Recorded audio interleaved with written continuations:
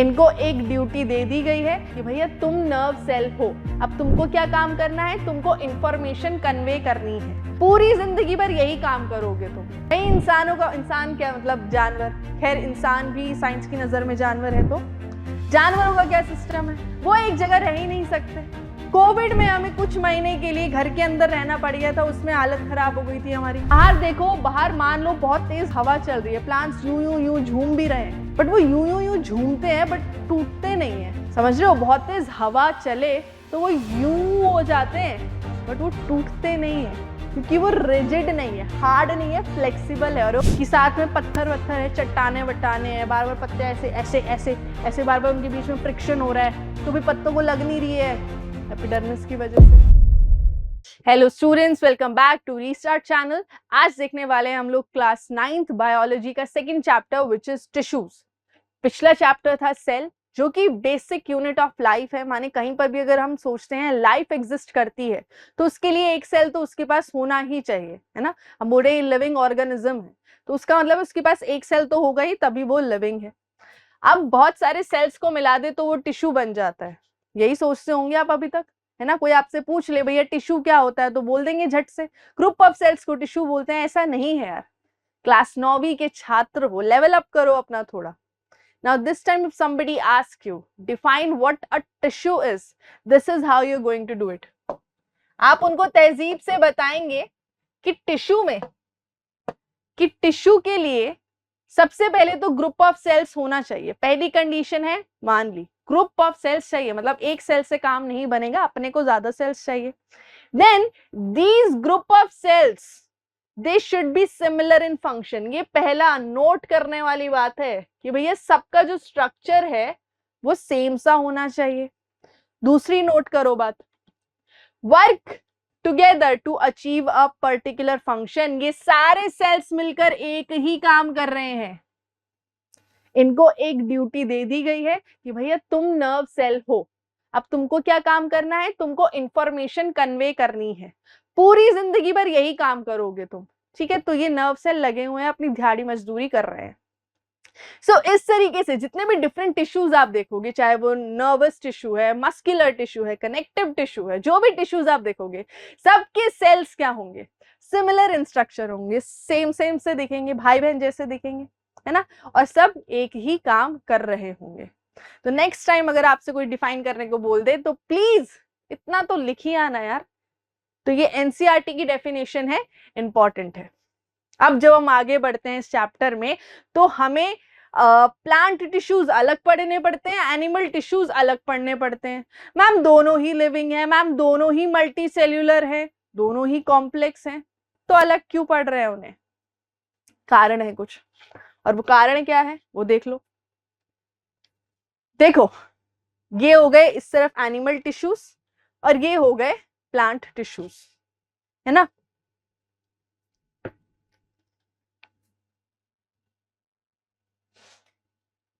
जितना डिफरेंस यहां पर है इनके बीच में, उसका ना दो मेजर कारण है।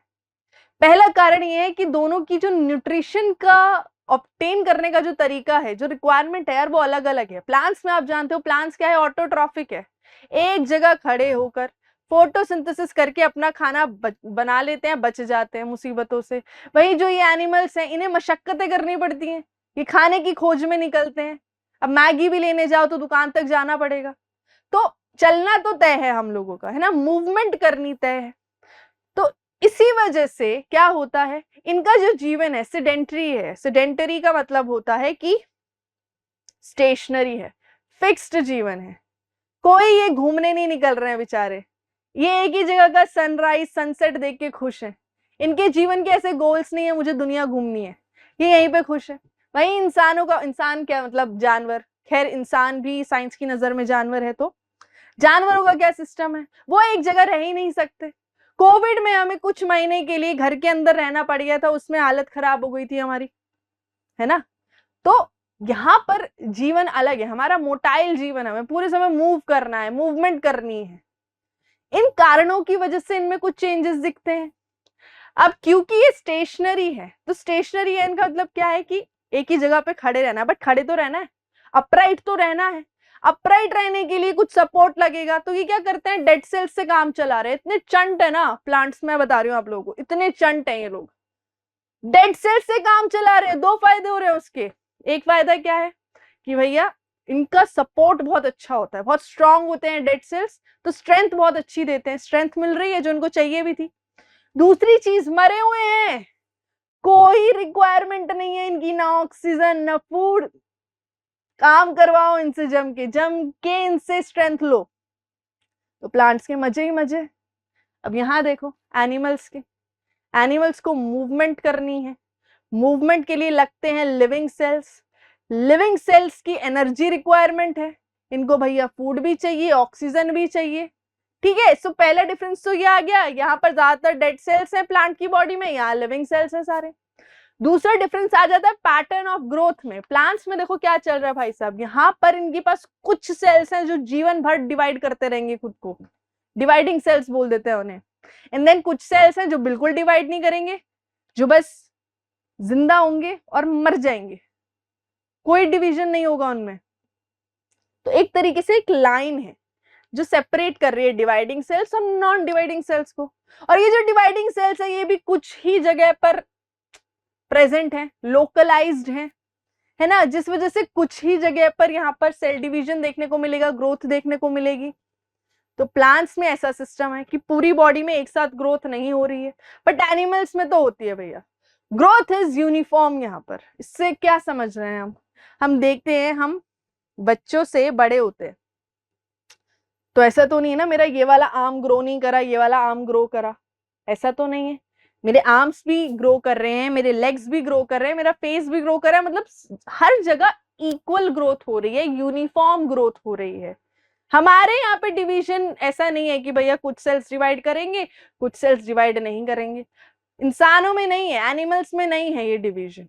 ठीक है, सो ये दो डिफरेंसेस हैं जो हम देखते हैं प्लांट के टिश्यूज में और एनिमल के टिश्यूज में। और इसीलिए यार, क्योंकि स्ट्रक्चरल डिफरेंसेस है, इसीलिए हमको इन्हें अलग अलग भी पढ़ना है। तो यहीं से कर दें शुरुआत। ठीक है, तो देखो भैया प्लांट टिश्यूज को देख लो एक बारी, ये स्टार्ट कर दिया हमने भगवान का नाम लेके, प्लांट टिश्यूज।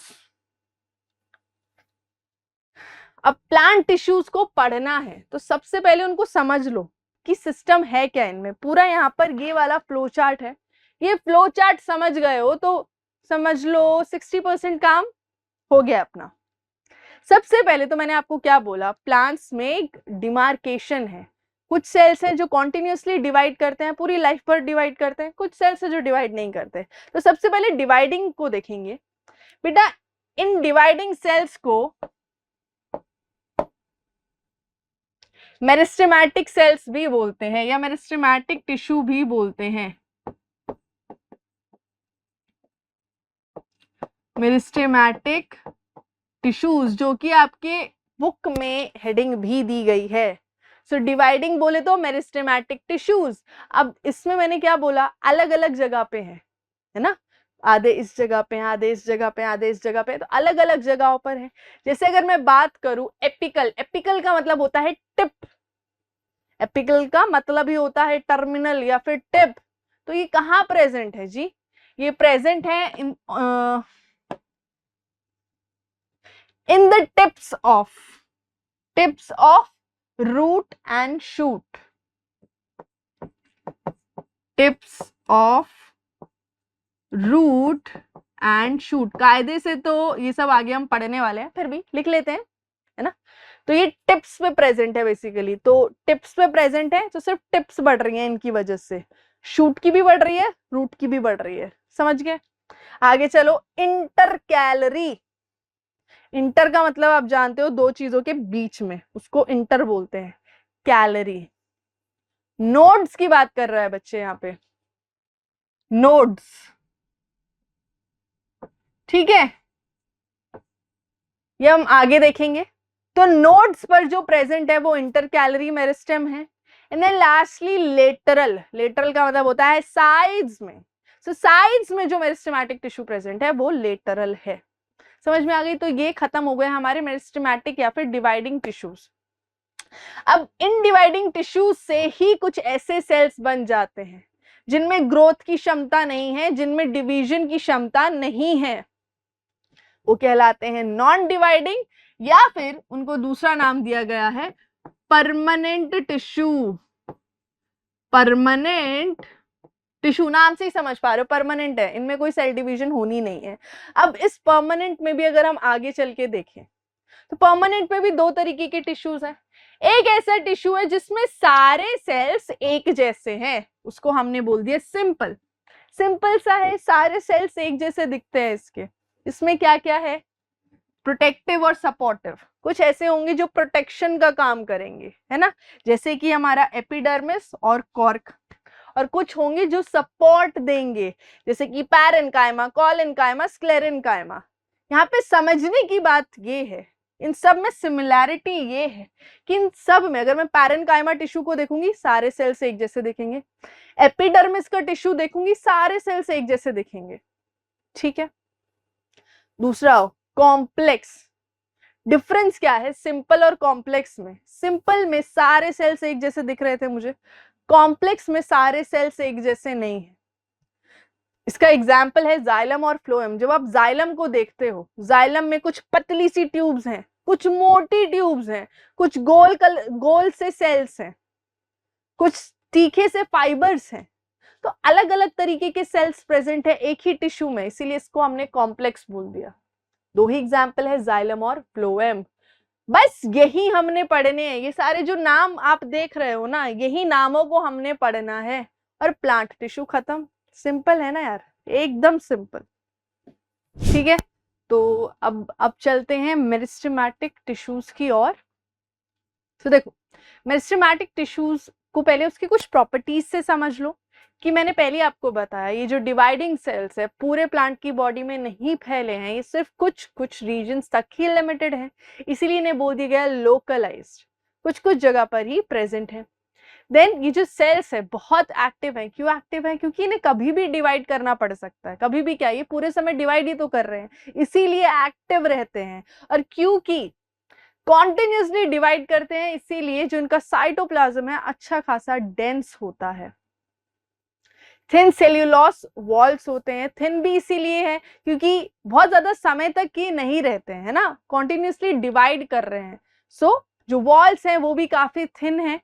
और क्योंकि इनको फूड स्टोर करने की जरूरत नहीं है, क्योंकि ये कॉन्टिन्यूसली डिवाइड करते हैं, तुरंत कंज्यूम करते हैं, डिवाइड करते हैं, तो स्टोर नहीं करना है इनको फूड। इसीलिए जब फूड स्टोर नहीं करना है, इसलिए इनके पास वैक्यूल्स नहीं है। याद रखना, यहां से क्वेश्चन बनता है 1 मार्क का।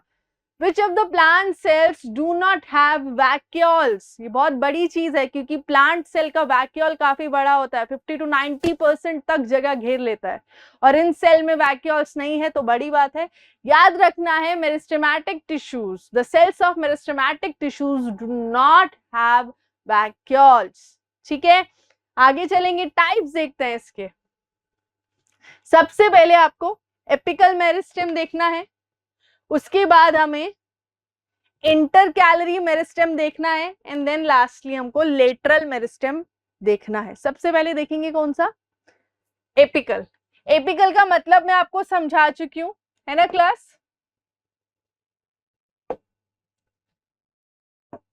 पेन सिलेक्ट नहीं हुआ है, ओके अब सिलेक्ट हो जाएगा। तो ये जो एपिकल मेरिस्टेम है, एपिकल का मतलब ये होता है बच्चे टिप या फिर एंड, ठीक है, नाम से समझ लो, एपिकल जगह पे प्रेजेंट है, टिप पे प्रेजेंट है या एंड में प्रेजेंट है। अब कौन सी टिप्स हैं? शूट की टिप है और रूट की टिप है, ठीक है। अब इमेजिन करो ये शूट की टिप पे यहाँ प्रेजेंट है, तो ये कैसे, इस तरीके से यहाँ पे सेल डिवीजन करा के शूट को ग्रो कराता है, समझ में आई? तो अगर आपने किसी भी प्लांट का एपिकल मेरिस्टेम ही काट दिया तो वो ग्रो नहीं करेगा, उसकी लेंथ में ग्रोथ नहीं होगी। इसीलिए सोच समझ के प्लांट को काटा जाता है, ठीक है, कि कहीं उसकी वो डिवाइडिंग टिश्यूज ना उड़ जाएं, क्योंकि एक बार वो उड़ गए तो फिर ग्रोथ नहीं होगी प्लांट्स में। दूसरा कौन सा है? इंटरकैलरी। इंटरकैलरी मेरिस्टेम है, ठीक है। ये मैंने आपको बताया था नोड्स में प्रेजेंट है, और जो दो नोड्स के बीच की जगह है जिसे इंटर नोड बोलते हैं वहां प्रेजेंट है। सबसे पहले समझो नोड क्या होता है। node. So node is any point on stem, any point on stem from where a leaf, a bud, a flower arises. Stem पर कोई भी ऐसा पॉइंट जहां से एक बड निकल सकता है, जहां से एक लीफ निकल सकता है, जहां से एक फ्लावर निकल सकता है और जहां से कोई एक ब्रांच निकल सकती है, ठीक है। सो वो पॉइंट नोड कहलाता है। अब जैसे गन्ने में देखो, ये गन्ने का डायग्राम है। गन्नों में आपने देखा है इस तरीके से ये पॉइंट्स होते हैं, ये पॉइंट्स, ये क्या है, ये नोड्स ही तो हैं। अगर आपने ध्यान से देखा हो, इन्हीं पॉइंट से धीरे धीरे इस तरीके से वहां पर आप देखेंगे कि ग्रोथ भी होती है इन पॉइंट्स के, यहां से, है ना, ग्रोथ भी होती है। सो ये नोड्स होते हैं और यहीं पर इंटरकैलरी मेरिस्टेम प्रेजेंट होता है। तो वो क्या करता है, वो नोड्स को और दूर दूर खींचता है, ठीक है। सो ये हो गया इंटरकैलरी मेरिस्टेम। इसका एक एग्जाम्पल आपको याद रखना है जिसपे क्वेश्चन भी बनता है, ग्रासेस। ग्रासेस में इंटरकैलरी मेरिस्टेम बहुत इंपॉर्टेंट होता है। अगर आपने कभी ग्रासेस को ऑब्जर्व किया हो, आई वुड नीड, अच्छा यहीं पे देख लो, ग्रासेस कुछ इस तरीके से ग्रो करती हैं, ऐसे एक ही पॉइंट से, समझ रहे हो, ये एक पॉइंट है और इसी पॉइंट से इस तरीके से ग्रो कर रही हैं, ठीक है। तो जिस पॉइंट से लीफ निकल रहा है वो कौन सा पॉइंट है, वो नोड है ना। और नोड्स में ही इंटरकैलरी प्रेजेंट होता है। सो जो ये ग्रासेस में इस तरीके से लीव्स उसके निकलते हैं, वो इंटरकैलरी की वजह से ही निकलते हैं। सो कई बार ऐसा क्वेश्चन आ जाता है कि गाय जब ग्रास को खाती है तो वो तो लीव्स को खा जाती है, वो तो टिप्स को खा जाती है, तो फिर ग्रास ग्रो कैसे करती है। तो ग्रास तो ग्रो कर रही है यार नीचे वाले पॉइंट की वजह से, जिसे हम इंटरकैलरी बोल रहे हैं। सो ग्रासेस में ग्रोथ किस वजह से दिखती है, इंटरकैलरी मेरिस्टेम्स की वजह से दिखती है। याद रखना है, क्वेश्चन आ जाता है, ठीक है। इंटरकैलरी की बात हो गई और एपिकल की बात हो गई। ये चीज याद रखना, एपिकल प्लस इंटरकैलरी ये प्राइमरी मेरिस्टेम है। क्या है, प्राइमरी मेरिस्टेम्स हैं ये। इसका मतलब ये है कि ये प्लांट की बॉडी में बाय बर्थ प्रेजेंट है, शुरू से प्रेजेंट है प्लांट की बॉडी में। तो प्लांट की बॉडी में जो भी प्राइमरी ग्रोथ हो रही है, प्राइमरी मींस जो स्टार्टिंग से जो ग्रोथ हो रही है वो इन मेरिस्टेम्स की वजह से हो रही है। इसलिए एपिकल और इंटरकैलरी को प्राइमरी मेरिस्टेम्स भी बोला जाता है, ठीक। क्या बचा, लेटरल बचा। पहली चीज समझो, लेटरल जो कि यहां पर भी है, लेटरल बेटा सेकेंडरी मेरिस्टेम कहलाता है, सेकेंडरी मेरिस्टेम कहलाता है। सेकेंडरी क्यों कहलाता है, क्योंकि देखो ये शुरू से प्रेजेंट नहीं है प्लांट की बॉडी में। प्लांट की बॉडी में क्या हुआ कि कुछ प्राइमरी मेरिस्टेम्स थे, वो परमानेंट बन गए, ठीक है, परमानेंट हो गए। परमानेंट से दोबारा से भगवान ने उनमें कोई शक्ति दे दी और वो दोबारा से मेरिस्टेमैटिक बन गए। ऐसा भी होता है प्लांट्स में भाई साहब, बायोलॉजी में सब कुछ संभव है। मेरिस्टेमैटिक थे, परमानेंट बन गए, परमानेंट से दोबारा मेरिस्टेमैटिक बन गए, that is lateral meristem. Secondary meristem इसको बोलते हैं, जो प्लांट की बॉडी में शुरू से नहीं है, बाद में प्रेजेंट हुए हैं या बाद में आए हैं। ये क्या कराते हैं, लेटरल ग्रोथ कराते हैं, साइडवेज ग्रोथ कराते हैं। तो जो हम मोटापा या चौड़ाई जब हम प्लांट की देख रहे हैं, उसमें ग्रोथ हो रही है, विद उसकी बढ़ रही है, गर्थ उसका बढ़ रहा है, that is due to presence of lateral meristem. ये देख रहे हो ऐसे, अब उसकी चौड़ाई बढ़ रही है, ठीक है, चौड़ाई बढ़ रही है, that will be due to lateral meristem, ठीक है। यहाँ पे बेसिकली कॉर्क ऐड हो जाता है, कॉर्क टिश्यू अभी हम आगे पढ़ेंगे भी, वो इसी की वजह से ऐड होता है। तो ये थे हमारे 3 मेरिस्टेम्स, पूरे बॉडी में यूनिफॉर्मली प्रेजेंट नहीं है, कुछ ही जगह पे प्रेजेंट है, टिप पे प्रेजेंट है, नोड में प्रेजेंट है और साइड में प्रेजेंट है। बस ये हो गए, इतने ही थे डिवाइडिंग टिश्यूज, और नहीं है dividing tissues.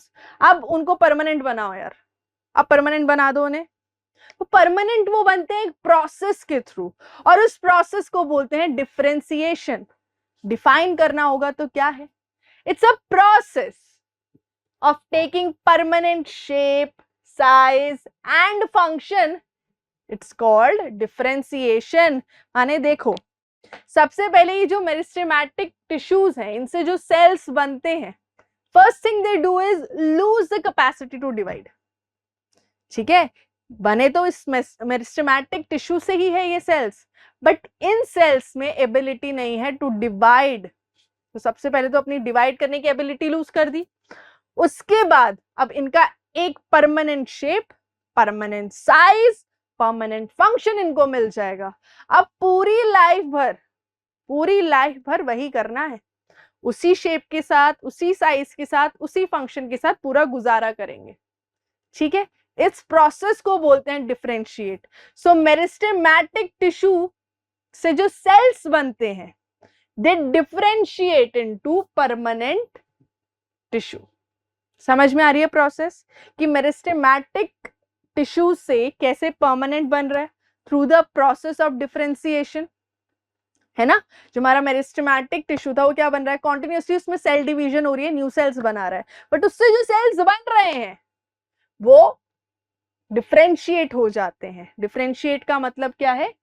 Permanent shape, size और फंक्शन ले लेते हैं, डिवाइड करने की कैपेसिटी लूज कर देते हैं एंड परमानेंट बन जाते हैं। I hope you are able to understand this what I am trying to convey. तो differentiation leads to various types of permanent tissues. अब अलग अलग तरीके के परमानेंट टिश्यूज को हम देखेंगे, नॉन डिवाइडिंग और परमानेंट टिश्यूज। सबसे पहला आता है पैरेन्काइमा, द मोस्ट कॉमन। ठीक है, अभी हम यहाँ पर सपोर्टिव वाले टिश्यूज देख रहे हैं, प्रोटेक्टिव भी देखेंगे वो बाद में, बट अभी सपोर्टिव वाले चल रहे हैं। सपोर्टिव का मतलब क्या है? जो सपोर्ट देते हैं। तो सबसे पहला कौन सा है? Parenchyma, most common. प्लांट की बॉडी जब देखोगे ना, उसमें सबसे ज्यादा जो सेल्स मिलेंगे वो ये हैं, पैरेन्काइमा। किसी भी पार्ट को उठा लो, लीफ को, ग्रीन स्टेम को, रूट को, कहीं ना कहीं ये पैरेन्काइमा मिल ही जाएंगे। प्रॉपर्टीज देखो, मोस्ट कॉमन है, थिन सेल वॉल है, जैसे मेरिस्टेमेटिक टिश्यू की थिन सेल वॉल थी, इसकी भी थिन सेल वॉल है। लिविंग सेल्स है, इंपॉर्टेंट बात है, सारे सेल्स क्या है? लिविंग है। देखो क्यों? साइटोप्लाज्म है, न्यूक्लियस है, तो लिविंग होगा ही, है ना। लूजली अरेंज्ड है विद लार्ज इंटरसेलुलर स्पेसेस। ये देख रहे हैं यहाँ पे आप, ये देख रहे हैं, ये स्पेसेस है। इंटरसेलुलर मींस सेल के बीच में स्पेसेस। सो यहाँ पे लार्ज इंटरसेलुलर स्पेसेस प्रेजेंट होते हैं। जर्नल इनका फंक्शन क्या है? फूड को स्टोर करना। जहां पर भी आपको दिखे ना पैरेन्काइमा सेल्स प्रेजेंट है, पैरेन्काइमा क्या कर रहे होंगे? फूड को स्टोर कर रहे होंगे। बट इनमें थोड़े मॉडिफिकेशंस भी हैं। जैसे अगर कुछ पैरेन्काइमा ने क्लोरोफिल को स्टोर कर लिया और फोटोसिंथेसिस कर रहे हैं, तो वो कहलाएंगे क्लोरेनकाइमा। सिंपल है ना, क्लोरोफिल, क्लोरेनकाइमा। ठीक है, जिन पैरेन्काइमा में क्लोरोफिल है वो क्लोरेनकाइमा है। जिन पैरेन्काइमा में एयर पॉकेट्स हैं, मतलब एयर स्पेसेस हैं, जो स्पेशली इक्वेटिक प्लांट्स में होता है ना, ताकि उनको बॉयंसी थोड़ा मिल सके, वो फ्लोट कर सके। तो जिन प्लांट्स में ये एयर पॉकेट्स वाले पैरेन्काइमा है, जो उनको फ्लोट करने में हेल्प कर रहे हैं, उन्हें कहते हैं एरेन्काइमा। Air एरेन्काइमा, air एरेन्काइमा। ठीक है, I hope this part is also clear. Next वाले पे चलेंगे, दैट इज कॉलेनकाइमा। स्ट्रक्चर देखते रहें, यहाँ पर भी स्ट्रक्चर देखें, थोड़े गोलू से सेल्स थे, यहाँ गोलू से सेल्स नहीं है ना। काम क्या कर रहे हैं? जब भी हम बात करें फ्लेक्सिबिलिटी की, तो दिमाग में खटक से आना चाहिए कॉलेनकाइमा। बाहर देखो, बाहर मान लो बहुत तेज हवा चल रही है, प्लांट्स यूं यूं झूम भी रहे हैं, बट वो यूं झूमते हैं बट टूटते नहीं है। समझ रहे हो? बहुत तेज हवा चले तो वो यूं हो जाते हैं, बट वो टूटते नहीं है, क्योंकि वो रिजिड नहीं है, हार्ड नहीं है, फ्लेक्सिबल है। और वो फ्लेक्सिबिलिटी कौन दे रहा है? कॉलेनकाइमा दे रहा है। तो फ्लेक्सिबिलिटी तो झूमने के लिए देता ही है, प्लस स्ट्रेंथ भी देता है कि वो अपनी जगह पर बना रहे। ठीक है, तो ये काम किसका है? कॉलन कायमा। कहाँ मिल जाएगा आपको? जिस डंडी से पत्ते को पकड़ते हो ना, लीफ स्टॉक बोलते हैं उसे। ठीक है, जिस डंडी से पत्ते को पकड़ते हो उसे लीफ स्टॉक बोलते हैं, उधर मिल जाएगा आपको। सेल्स लिविंग है, जिंदा सेल्स है, क्योंकि अगेन इसमें भी आपको न्यूक्लियस साइटोप्लाज्म दिख रहा है, लिविंग है। एलोंगेटेड से है, थोड़े से लंबाई में है ना। And irregularly thickened at corners, इनके कॉर्नर्स यहाँ देखो, ये कॉर्नर, ये कॉर्नर, ये कॉर्नर, ये कॉर्नर, मतलब कॉर्नर्स देखो, है ना। तो कॉर्नर्स में क्या देख रहे हैं हमें? एक अलग सी डेपोजिशन है किसी केमिकल की, है ना। तो ये हमें याद रखना है, क्योंकि ये आता है, इसीलिए लिखा है यहाँ पे, आता है, याद रखना इसको। अच्छा, जैसे जैसे अभी हम बढ़ते जा रहे हैं, पैरेनकाइमा, कॉलेनकाइमा, स्क्लेरेनकाइमा, स्पेसेस कम होते जाएंगी, स्पेसेस कम होती जाएंगी। यहाँ स्पेस कम क्यों हो गई? क्योंकि इरेगुलरली थिकनिंग है, कॉर्नर में थिकनिंग है किसी केमिकल की, इस वजह से इंटरसेलुलर स्पेस कम हो गया है। अब नेक्स्ट में चलेंगे, स्क्लेरेनकाइमा पे आ जाओ। देख पा रहे हैं आप? चित्र देख पा रहे हैं? चित्र में अगर आप देख पा रहे हैं तो ध्यान से देखें कि इसके अंदर ये देखो, जो इसकी सेल वॉल है कहां तक आ रखी है, कहां तक इसकी सेल वॉल आ रखी है। न्यूक्लियस है नहीं इसके पास, साइटोप्लाज्म बचा नहीं है। न्यूक्लियस है नहीं, साइटोप्लाज्म बचा नहीं है, डेड सेल्स होते हैं ये। ठीक है, सिर्फ स्क्लेरेनकाइमा डेड है, पैरेनकाइमा, कॉलेनकाइमा लिविंग सेल्स है। ठीक है, ये बात हो गई। प्लांट को हार्ड और स्टिफ बनाते हैं, मतलब बेसिकली उसको स्ट्रेंथ प्रोवाइड करते हैं। ठीक है, तो जितने भी हार्ड पार्ट्स को आप देख लो, नट्स में सीड की जो कवरिंग होती है ये है। हस्क ऑफ कोकोनट हमेशा पूछते हैं 1 मार्कर में, हस्क ऑफ कोकोनट में कौन सा टिश्यू है? हस्क बोले तो बाहर का वो ब्राउन ब्राउन सा भूरा सा नहीं होता, जिससे रस्सियां भी बनती हैं, गद्दे भी बनते हैं, वो हस्क है। उसमें क्या है? स्क्लेरेनकाइमा प्रेजेंट है, तभी तो वो हार्ड और स्टिफ होता है ना। सेल्स इसके डेड है। क्यों डेड है? क्योंकि इसमें एक केमिकल प्रेजेंट होता है, लिग्निन। देखो बेसिकली इसमें क्या होता है, बनाकर बताती हूँ। ये इसका नॉर्मल सा सेल है। अरे यार, ये वाला कलर नहीं, ये वाला कलर नहीं, ये देखो, ये इसका नॉर्मल सा सेल है ना। अब इस सेल के अंदर, इस सेल के अंदर सेकेंडरी सेल वॉल बनती है। ठीक है, सेकेंडरी सेल वॉल बन जाती है, इतनी इतनी इतनी इतनी मोटी, जिस वजह से सेल के अंदर तो स्पेस ही नहीं बची, सेल के अंदर स्पेस नहीं है, न्यूक्लियस कहां से आएगा, साइटोप्लाज्म कहां से आएगा, जिस वजह से सेकेंडरी सेल वॉल बनने की वजह से अंदर की स्पेस नहीं बचती है और सेल डेड हो जाता है। और ये सेकेंडरी सेल वॉल बनती किसकी है? लिग्निन की बनती है, याद रखना है आपको। स्क्लेरेनकाइमा और लिग्निन का रिश्ता है, याद रखना, इन्हें अलग मत करना प्लीज, याद रखना बस। तो ये बात हो गई, डेड सेल है, लिग्निन का डेपोजिशन है, इंटरनल स्पेस नहीं है, कहां से बचेगा? इतनी ज्यादा सेकेंडरी सेल वॉल फॉर्मेशन हो रही है कि स्पेस ही नहीं है अंदर। कहां मिल जाएगा? हार्ड कवरिंग ऑफ सीड्स में आपको ये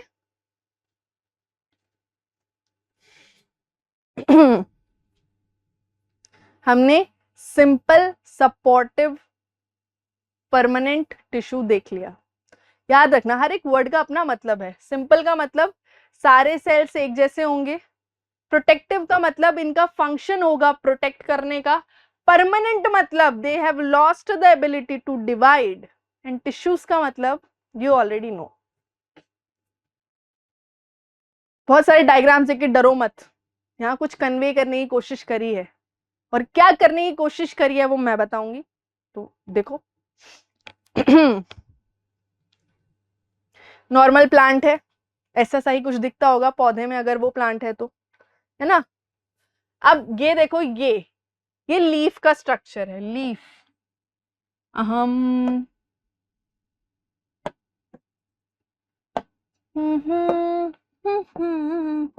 ओके, ये लीफ का स्ट्रक्चर है, ये बच्चा लोग रूट का स्ट्रक्चर है, और ये स्टेम का स्ट्रक्चर है। अब आपने डरना नहीं है इतने सारे नाम देखकर, बस एक नाम पे गौर फरमाएं। सारे 9वीं के छात्र बस एक बात पे यहाँ गौर फरमाएं।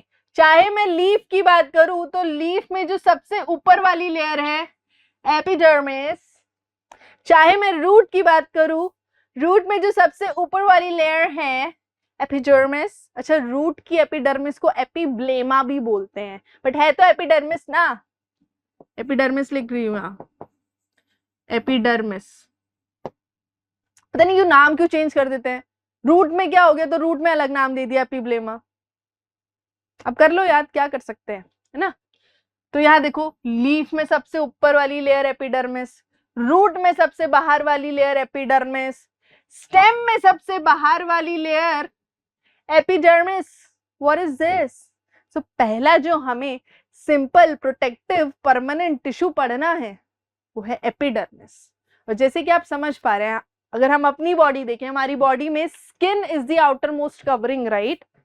ऐसे ही प्लांट्स को भी स्किन दी है, और वो स्किन क्या है? एपिडर्मिस। फीचर्स देखेंगे एपिडर्मिस की, आउटर मोस्ट लेयर है प्लांट्स की, ठीक है, याद रखना। एपिडर्मिस हम में नहीं होती, प्लांट्स में होती है। सो आउटर मोस्ट लेयर और सिंगल लेयर ऑफ सेल्स की ही बनी है, ठीक है, 2-3 लेयर नहीं है, सिंगल लेयर ऑफ सेल्स की बनी है। क्या काम कर रही है? प्रोटेक्शन कर रही है। किस किस चीज के खिलाफ? कि लॉस ऑफ वाटर ना हो, है ना। जैसे डेजर्ट प्लांट की मैं बात करूं, डेजर्ट प्लांट्स में क्या होता है, यही जो एपिडर्मिस के सेल्स हैं ये केमिकल सिक्रीट करते हैं जिसे बोलते हैं क्यूटिन, और वो ना वाटर प्रूफ टाइप होती है। तो वो जब लीफ के ऊपर है तो वाटर इवेपोरेट नहीं हो पाता, ट्रांसपिरेशन नहीं हो पाती है, ठीक। मैकेनिकल इंजरी कि साथ में पत्थर वत्थर है, चट्टाने वट्टाने हैं, बार बार पत्ते ऐसे ऐसे ऐसे ऐसे बार बार उनके बीच में फ्रिक्शन हो रहा है तो भी पत्तों को लग नहीं रही है, एपिडर्मिस की वजह से। इन्वेजन बाय पैरासिटिक फंजाई, कोई माइक्रो ऑर्गेनिज्म एंटर नहीं कर पा रहा है प्लांट की बॉडी में, क्यों? क्योंकि उसके पास एपिडर्मिस है ना। कॉन्टिन्यूस लेयर है विदाउट इंटरसेलुलर स्पेसेस, भैया प्रोटेक्शन का काम कर रही है तो कहीं पे बीच में खाली जगह तो नहीं छोड़ सकती।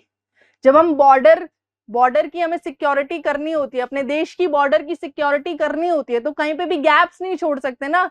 जहां से गैप्स छोड़ेंगे वहां से आतंकवादी अंदर, ऐसी इनका केस है। एपिडर्मिस में जहां गैप मिली वहां से खतरा अंदर, तो इसलिए कंटिन्यूअस है, समझ आई। प्रोटेक्शन का काम बड़ा बड़ा काम है यार, हाँ, ऐसे मजाक में नहीं ले सकते तुम चीजें। अच्छा, इधर क्या है? Outer side walls are thicker, भैया उन्हें ऐसे बाहर खतरे को फेस करना है एकदम ऐसे करके, है ना। तो आउटर साइड वॉल्स जो है, आउटर सेल वॉल जो है वो थिक है, अंदर वाली पतली है। ये हो गई इसकी कैरेक्टरिस्टिक्स, फीचर्स। अब ये देखो इसके मॉडिफिकेशंस। यही एपिडर्मिस की जो सेल्स हैं अलग अलग चीजें बना रहे हैं, मतलब मल्टीटास्किंग है, मल्टीटास्किंग। देखो इधर, एपिडर्मिस के ही सेल्स ने गार्ड सेल्स बना दिए तो स्टोमेटा बन गया। एपिडर्मिस के सेल्स रूट में रूट हेयर बना रहे हैं। देखो ये यहाँ पर क्या है, ये एपिडर्मल सेल है, एपिडर्मल सेल, इसी सेल से देखो ये रूट हेयर निकल गया। तो रूट हेयर क्या है? एपिडर्मल सेल का ही मॉडिफिकेशन है। फिर यहाँ देखो, यहाँ ये एपिडर्मिस के सेल्स हैं, देखो एपिडर्मिस के सेल्स, ये वाले एपिडर्मिस के सेल्स हैं, है ना। ये क्या कर रहे हैं यहाँ पर? ये केमिकल दिख रहा है इधर, ये केमिकल इसको सिक्रीट कर रखा है इन्होंने, इसी को तो क्यूटिन बोल रही हूं मैं, ठीक है। ये क्यूटिन ही लेयर बनाता है, क्यूटिकल, जो डेजर्ट प्लांट्स को ट्रांसपिरेशन से बचाती है, वाटरप्रूफ लेयर होती है, ठीक है। समझ गए? Is this part clear? Hair style खराब हो गया क्या? मुझे तो लग रहा है चलो कोई नहीं यार, तुम पढ़ाई पे ध्यान दो। नेक्स्ट 2 है यहाँ पे। जब मैं प्रोटेक्शन की बात कर रही हूँ तो सिर्फ एक से काम नहीं चलेगा, है ना, दूसरी चीज भी होनी चाहिए प्रोटेक्शन के लिए, वो है कॉर्क सेल्स। अब देखो, याद करो हमने मेरिस्टेमेटिक टिश्यू में क्या पढ़ा था? सेकेंडरी मेरिस्टेम्स हमने पढ़े थे। कौन थे? लेटरल मेरिस्टेम, वही सेकेंडरी मेरिस्टेम्स थे। तो यही सेकेंडरी मेरिस्टेम्स जो है ये बनाते हैं, न्यू सेल्स बना रहे हैं। वो न्यू सेल्स कौन से हैं? कॉर्क के सेल्स हैं। तो सेकेंडरी मेरिस्टेम से जो सेल्स बन रहे हैं वो डिफरेंशिएट हो रहे हैं कॉर्क सेल्स में, जो कि आउटर मोस्ट लेयर बन जाती है। ये जो कॉर्क के सेल्स है ना, आगे चलकर एपिडर्मल सेल्स को रिप्लेस करते हैं। ऐसे लात मारते एपिडर्मल सेल्स, चल निकल निकल, है ना, मतलब बेसिकली रिप्लेस कर रहे हैं। तो epidermal cells out, cork cells in, ऐसे हो रहा है। ठीक है, तो आउटर मोस्ट लेयर है ये भी। कौन बना रहा है? सेकेंडरी मेरिस्टेम्स बना रहे हैं। अब ये वाले सेल्स क्या है? कॉर्क के सेल्स स्क्लेरेनकाइमा की तरह बच्चे डेड है। डेड क्यों है? क्योंकि यहां पर भी सुबरन की सेकेंडरी सेल वॉल फॉर्मेशन हो रही है। केमिकल बदल गया है बट बात वही है, बात बिल्कुल वही है। वहां पर क्या था? लिग्निन था, यहां पर सुबरिन है। सुबरिन की सेकेंडरी सेल वॉल फॉर्मेशन हो रही है और वो इतनी थिक होती है कि अंदर सेल के अंदर स्पेस ही नहीं बचती। So no nucleus, no cytoplasm, so the cell is dead. ठीक है, तो डेड हो जाता है यहाँ पे सेल। कॉम्पैक्टली अरेंज होते हैं, नो इंटरसेलुलर स्पेसेस। सुबरिन में आपको यहाँ पर, ओहो बहुत,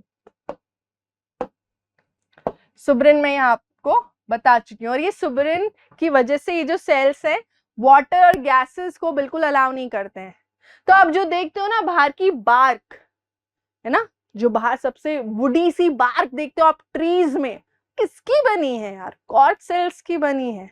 और इसमें पानी और गैसेस का कोई असर नहीं होता, इम्परवियस होती है वो। ठीक है, चलिए आगे बढ़े।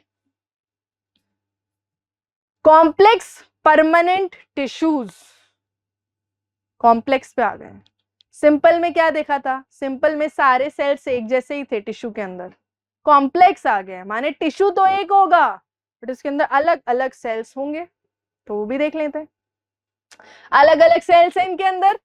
सबसे पहले एग्जाम्पल है जाइलम। चित्र देखो, चित्र से समझ आ रहा होगा। ये देखो पतली सी ट्यूब है, ये मोटी सी ट्यूब है, यहाँ पे ये सेल्स प्रेजेंट हैं, अलग अलग चीजें प्रेजेंट है ना, एक ही टिश्यू में अलग अलग सेल्स प्रेजेंट है, इसीलिए कॉम्प्लेक्स परमानेंट टिश्यू है।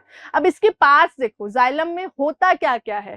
Tracheids, vessels, parenchyma, fibres. Parenchyma से आप वाकिफ हैं, आप जानते हैं पैरेन्काइमा क्या होता है। फाइबर्स बेटा, जहां पर भी आपको फाइबर्स वर्ड दिखे याद रखना वो स्क्लेरेनकाइमा से बने होते हैं, स्क्लेरेनकाइमा। तो आई hope you know parenchyma and fibres now, इन्हें आप जानते हैं। ट्रैकीड्स और वेसल्स को दिखा देते हैं।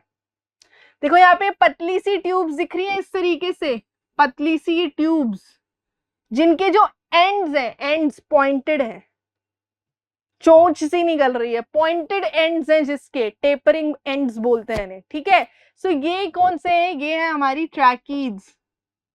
ट्रैकीड्स हैं, पहचानोगे कैसे? Narrow with pointed ends, with pointed ends। ठीक है, ये हो गई। इसी के कंपैरिजन में जो वेसल होती है वो चौड़ी है। वेसल को देखो, ये रही यहाँ पे वेसल, ये वेसल है, ये चौड़ी है ना, वाइड है। सो इसको याद रखना, वेसल हमेशा वाइड होती है, वाइड, और एंड्स उसके कोई भी ऐसे टेपरिंग या पॉइंटेड से नहीं होते हैं। ठीक है, दोनों ट्यूबुलर स्ट्रक्चर है। काम क्या है जाइलम का? आप जानते हो, वाटर ट्रांसपोर्ट करना, वाटर एंड मिनरल्स को ट्रांसपोर्ट करना, तो वही काम यहाँ पर हो रहा है। पैरेन्काइमा यहाँ पे फूड स्टोर करती है ना, और जो फाइबर्स है इधर, जो स्क्लेरेनकाइमा के फाइबर्स हैं वो बेसिकली सपोर्ट दे रहे हैं उसको कि ढंग से एकदम ऐसे ये पूरा नेटवर्क बना रहता है ना, अपराइट खड़े रहते हैं, तो वो ढंग से खड़े रहे, सपोर्ट उन्हें प्रोवाइड कराता है फाइबर्स। ठीक है, तो ये चीजें हो गई जाइलम की। आई होप समझ में आ रहा है। ध्यान से पिक्चर को देख ले। स्कूल में क्या होगा, आपको पिक्चर दे देंगे, बोलेंगे लेबलिंग करो, ट्रैकिड्स क्या है, वेसल्स क्या है, लेबल कैसे करोगे? पता होना चाहिए। ट्रैकिड्स पतली हैं, पॉइंटेड एंड्स हैं, वेसल्स चौड़े हैं, और पैरेन्काइमा को और उनको तो आप आराम से पकड़ ही लोगे। अच्छा, इसमें एक बात याद रखो, ये बात बताना मैं भूल गई थी, याद आ गया। पैरेनकाइमा को छोड़ के सब डेड है इधर। पैरेनकाइमा को छोड़कर, क्योंकि आप तो जानते हो पैरेनकाइमा तो लिविंग होती ही है, इसको छोड़कर बाकी सब डेड है। ट्रैकीज वेसल्स, जैसे जैसे ये मेच्योर होते हैं, जैसे जैसे इनकी एज होती है, इनमें थिक वॉल्स आ जाती है, again thick secondary cell wall आ जाती है, जिसकी वजह से ये डेड हो जाते हैं। ठीक है, तो मेच्योर होने पर ट्रैकीज और वेसल्स भी डेड हो ही जाते हैं, तो उन्हें डेड ही कंसिडर करेंगे। सो फाइबर्स स्क्लेरेनकाइमा के हैं, वो तो डेड होते ही हैं। So tracheids, vessels, fibres, they are dead. Parenchyma ही सिर्फ लिविंग कंपोनेंट है, किसमें? जाइलम में। तभी तो बोल रही थी प्लांट की बॉडी में अधिकतम जो टिश्यू है यार, वो तो डेड ही है। Next, phloem. फ्लोएम के बारे में हम जानते हैं, फूड को ट्रांसलोकेट करता है प्लांट की बॉडी में। इसमें भी क्योंकि ये कॉम्प्लेक्स परमानेंट टिश्यू है, इसमें अलग अलग सेल्स होने ही हैं। 5 यहाँ पर अलग अलग सेल्स देखने को मिलेंगे। सीव सेल्स, सीव ट्यूब्स। अच्छा, इन्हें साथ में हम लोग सीव एलिमेंट्स भी बोल देते हैं, सीव एलिमेंट्स। ठीक है, कंपेनियन सेल्स, पैरेनकाइमा फाइबर्स, नाम से समझ जाओ, कंपेनियन, साथ रहने वाले, कंपेनियन की तरह, तो वो कंपेनियन सेल्स है। देखो यहाँ डायग्राम में, देखो डायग्राम को बार बार क्यों दिखा रही हूँ, क्योंकि एग्जाम में पूछ ली जाती है। सबसे पहले आपको क्या देखना है, यहाँ पे सीव ट्यूब देखनी है। ये देखो यहाँ पर ये हमें सीव ट्यूब दिखाई हुई है, this is a sieve tube, this is a sieve tube. ठीक है, तो सीव ट्यूब यहाँ पे प्रेजेंट होगी, सीव प्लेट्स यहाँ पर प्रेजेंट होगी। ठीक है, जो बीच बीच में, हर ट्यूब के बीच में सीव प्लेट्स प्रेजेंट होगी। अब सीव ट्यूब के जस्ट साथ में आपको मिल जाएंगे ये कंपेनियन सेल्स। रिश्ता बहुत तगड़ा है सीव ट्यूब्स और कंपेनियन सेल्स का। मतलब कैसे बताऊं मैं तुम्हें कि क्या चल रहा है इनके बीच। न्यूक्लियस है कंपेनियन सेल का, इस्तेमाल कर रहा है सीव ट्यूब। इतना गहरा रिश्ता है, समझ रहे हो तुम? गहराई समझो कि एक ही न्यूक्लियस से काम चलाया जा रहा है। कंपेनियन सेल का न्यूक्लियस है, वो तो यूज कर ही रहा है, सीव ट्यूब भी वही न्यूक्लियस यूज कर रहा है। ठीक है, दैट मीन्स सीव ट्यूब के पास अपना न्यूक्लियस नहीं है। तो ये बात हो गई, सीव एलिमेंट समझ गए, कंपेनियन सेल समझ गए, पैरेनकाइमा फाइबर सेम, वही सेम काम। पैरेनकाइमा फूड को स्टोर करेगा, फाइबर्स स्ट्रेंथ देंगे। तो समझ रहे हो, बहुत समझ लो ना एक कॉन्सेप्ट को, तो बहुत इजी है, ज्यादा चेंजेस नहीं है, उसी को चलाते चलो। ठीक है, सो समझ गए। बस याद रखना कंपेनियन सेल का न्यूक्लियस होता है, यूज उसे सीव ट्यूब करता है। सीव ट्यूब के पास अपना कोई न्यूक्लियस प्रेजेंट नहीं है ना। अच्छा, जो ये ट्यूबुलर सेल्स है हमारे, ट्यूबुलर सेल कौन सा है? सीव ट्यूब की बात हो रही है। ये सीव ट्यूब्स की जो वॉल्स है परफोरेटेड है। परफोरेटेड बोलते हो छन्नीदार, छन्नी देखी है, छन्नी में से छेद छेद छेद से होते हैं, ऐसे ही सीव ट्यूब की जो वॉल्स होती हैं उसमें भी बहुत सारे छेद होते हैं, खाना ट्रांसपोर्ट करने में हेल्प करता है। अब यहाँ उल्टा है, यहाँ फाइबर्स को छोड़ के बाकी सारे सेल्स जिंदा हैं। जाइलम में क्या था? सिर्फ पैरेनकाइमा जिंदा था, बाकी सब मरे हुए थे। यहाँ पर फाइबर्स को छोड़ के, जो स्क्लेरेनकाइमेटस है नेचर में, जिन्हें डेड होना ही है, उसको छोड़ के सब जिंदा है। सीव एलिमेंट्स, कंपेनियन सेल्स, पैरेनकाइमा, सब लिविंग है। ठीक है, तो देखो यहाँ पर इसी के साथ हमने खत्म कर लिया है, समाप्त कर लिया हमारा प्लांट टिश्यूज। अब पढ़ेंगे जानवरों के बारे में, जो कि हम भी हैं साइंस की नजरों में। तो बने रहे मेरे साथ, 2 मिनट का ब्रेक लेते हैं, देन स्टार्ट करेंगे हम लोग एनिमल टिश्यूज। ठीक है, अब लास्ट वाला कौन सा देखना है? एनिमल टिश्यूज हमें लास्ट देखना है, इसको देख के खत्म करेंगे, है ना। तो एनिमल टिश्यूज में देखो, यहाँ पे फ्लो चार्ट को देखो और समझो। एनिमल टिश्यूज में आपको 4 ही टाइप्स पढ़ने हैं। सबसे पहला कौन सा है? ये बाहर वाला है, जो आपकी आउटर मोस्ट कवरिंग बनाता है, which is epithelial, outer most covering बनाता है। अब इसके ये जो टाइप्स आपको दिख रहे हैं, वो टाइप्स किस बेसिस पे हैं? सेल की अलग अलग शेप है इधर, सेल की अलग अलग शेप है, उस बेसिस पे ये अलग अलग हमको टिश्यूज मिल गए हैं। ठीक है, आगे चलो, नेक्स्ट कौन सा है? Second number is connective tissue, चीजों को जोड़ने वाला, कनेक्ट करने वाला। एग्जाम्पल देख लो ब्लड का, ब्लड कितने सारे पार्ट्स को कनेक्ट करता है ना। So these are example of connective tissue. Next आ जाओ, मस्कुलर है पॉपुलर, मतलब मस्कुलर वाला कौन सा होता है? मस्कुलर वाला जो मूवमेंट के लिए रिस्पॉन्सिबल है ना, जो आपकी बॉडी में मूवमेंट कराएगा सारी, दैट इज मस्कुलर। नेक्स्ट चलो नर्वस टिश्यू। नर्वस टिश्यू में सिर्फ न्यूरॉन पढ़ेंगे और खत्म। हालांकि सपोर्टिव टिश्यू होता है नर्वस टिश्यू में, बट 9th क्लास में आपको सिर्फ न्यूरॉन्स पढ़ा रहे हैं, दैट्स इट। तो मौज लो, मौज। स्टार्ट करते हैं सबसे पहले एपिथेलियल टिश्यू से। एपिथेलियल बता दिया मैंने आपको, प्रोटेक्शन के लिए होता है, आउटर मोस्ट कवरिंग बनाता है हमारी, है ना। तो स्टार्ट करो फिर। फीचर्स इसके सबसे पहले देख लेंगे, ठीक है। फीचर्स क्या क्या है? कवरिंग या प्रोटेक्टिव टिश्यूज ये कहलाते हैं। Covers most organs and cavities. आपने, जब मैं बोल रही हूँ कि ये कवरिंग बनाता है प्रोटेक्टिव टिश्यू, आपको लग रहा है सिर्फ स्किन की बात हो रही है, तो सिर्फ स्किन तक सीमित क्यों रख रहे हो उसको? जो आपकी बॉडी में ऑर्गन्स है ना बच्चे, चाहे वो स्टमक है, चाहे वो किडनीज है, चाहे वो लंग्स हैं, उन सब को भी कवर करता है कौन? ये एपिथेलियल टिश्यू, ठीक है। और कैविटीज को भी कवर करता है। उसके बाद क्या है?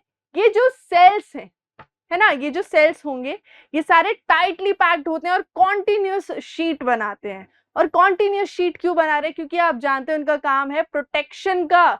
तो जब प्रोटेक्शन का काम है तो उधर कोई गैप्स नहीं हो सकते, है ना, तो इसीलिए कॉन्टिन्यूस शीट इधर बनेगी, है ना। Anything leaving or entering body must cross one layer of epithelial tissue. अब मैंने बोला कि आपकी बॉडी की कवरिंग है, ऑर्गन्स की कवरिंग है, जो कैविटीज हैं, कैविटीज बोले तो जो स्पेसेस होती हैं बॉडी में, समझ रहे हो कि आपकी डाइजेस्टिव ट्रैक्ट है ना, डाइजेस्टिव ट्रैक्ट की भी एक कैविटी है, तो उसको कवरिंग देती है ये। तो हर चीज को तो कवर कर रही है ऑलमोस्ट। तो अगर आपकी बॉडी में किसी भी चीज को एंटर करना है या एग्जिट करना है, उसको एटलीस्ट एपिथेलियल टिश्यू का एक लेयर तो क्रॉस करना ही होगा, ठीक, ये बात हो गई। उसके बाद सेपरेटेड फ्रॉम, अच्छा ये सबसे ज्यादा इंपॉर्टेंट पॉइंट है, सबसे ज्यादा इंपॉर्टेंट पॉइंट है ये। कैरेक्टरिस्टिक फीचर मान लो इसको। आपने और टिश्यूज देखे हैं, मस्कुलर, कनेक्टिव, नर्वस, उनमें ये फीचर नहीं है। सिर्फ एपिथेलियल टिश्यू के पास ये फीचर है कि वो जो एपिथेलियल टिश्यू है उसके नीचे कोई दूसरा टिश्यू हो सकता है, कनेक्टिव टिश्यू हो सकता है ना, तो उससे सेपरेट होता है ये थ्रू एक बेसमेंट लेयर, ये थ्रू अ बेसमेंट मेम्ब्रेन। और ये बेसमेंट मेम्ब्रेन ए सेल्यूलर होती है, एक्स्ट्रा सेल्यूलर होती है, मतलब सेल्स नहीं है वो, ठीक है, सेल्स की नहीं बनी है, कुछ और है, फाइब्रस है नेचर में, बट सेल्स की नहीं बनी है। अब इसे बना कौन रहा है बेसमेंट मेम्ब्रेन को? यही एपिथेलियल टिश्यू के जो सेल्स है ना बेटा, वही सिक्रीट करते हैं इसको, बेसमेंट मेम्ब्रेन को, ठीक है। तो याद रखना ये बेसमेंट मेम्ब्रेन जो है ये कैरेक्टरिस्टिक फीचर है किसका? एपिथेलियल टिश्यू का। याद रखना प्लीज इसको, दिस इज इंपॉर्टेंट। अब मैंने आपको बोला था on the basis of shape, cell की शेप क्या है उसके बेसिस पे डिफरेंट टाइप्स ऑफ यहाँ पे हमें टिश्यूज मिल जाएंगे। सबसे पहला कौन सा है? स्क्वामस।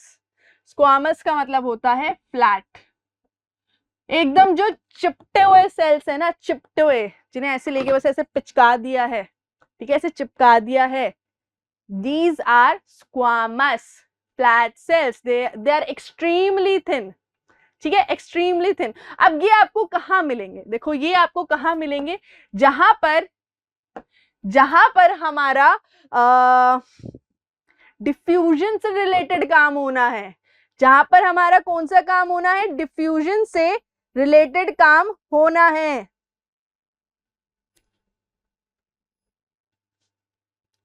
तो इसको मेंशन कर देंगे कि जहां पर ट्रांसपोर्टेशन या डिफ्यूजन होना है उधर ये प्रेजेंट होते हैं, ठीक है, ट्रांसपोर्टेशन या डिफ्यूजन कहाँ कहाँ होती है सोचो। आपके ब्लड वेसल्स जो हैं, ब्लड वेसल्स में ट्रांसपोर्टेशन होती है, गैसेस का ट्रांसपोर्टेशन होता है। ऐसा होता है क्या, ब्लड वेसल से कार्बन डाइऑक्साइड निकल के लंग्स के अंदर, लंग्स से ऑक्सीजन निकल के ब्लड वेसल के अंदर, ऐसा होता है ना, ट्रांसपोर्टेशन होती है ना। तो ये जो ब्लड वेसल्स है, ब्लड वेसल्स की लाइनिंग कौन बना रहा है, स्क्वामस। और सोचो और कहाँ हो रहा है, लंग्स में भी तो एक्सचेंज हो रहा है ना। लंग्स में कहाँ हो रहा है, एल्वियोलाई में। इस तरीके से हमारी एल्वियोलाई होती है, ये है ना, और इसके साथ में ये ब्लड वेसल है। यहाँ से ऑक्सीजन निकल के इधर आ जाएगी, यहाँ से CO2 निकल के इधर चला जाएगा, दोनों में हो रहा है ना एक्सचेंज। तो दोनों की जो मेम्ब्रेन है, दोनों की जो ये बाउंड्री है, किससे बनी है, स्क्वामस एपिथेलियम से ही बनी है। ठीक है, तो ये आपको जगह पता होनी चाहिए कहाँ कहाँ पर है। और ये कैसे याद रहेंगी, जब आप इसका फंक्शन याद रखोगे कि स्क्वामस कहाँ मिल रहा है, जहां पर ट्रांसपोर्टेशन ऑफ सब्सटेंसेस हो रहा है, जहां डिफ्यूजन हो रहा है। ठीक है, तो इसके एक बार एग्जांपल्स लिख लेंगे।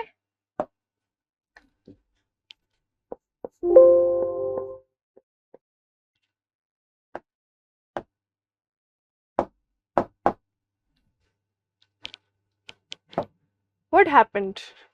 How did this happen? My fault, sorry.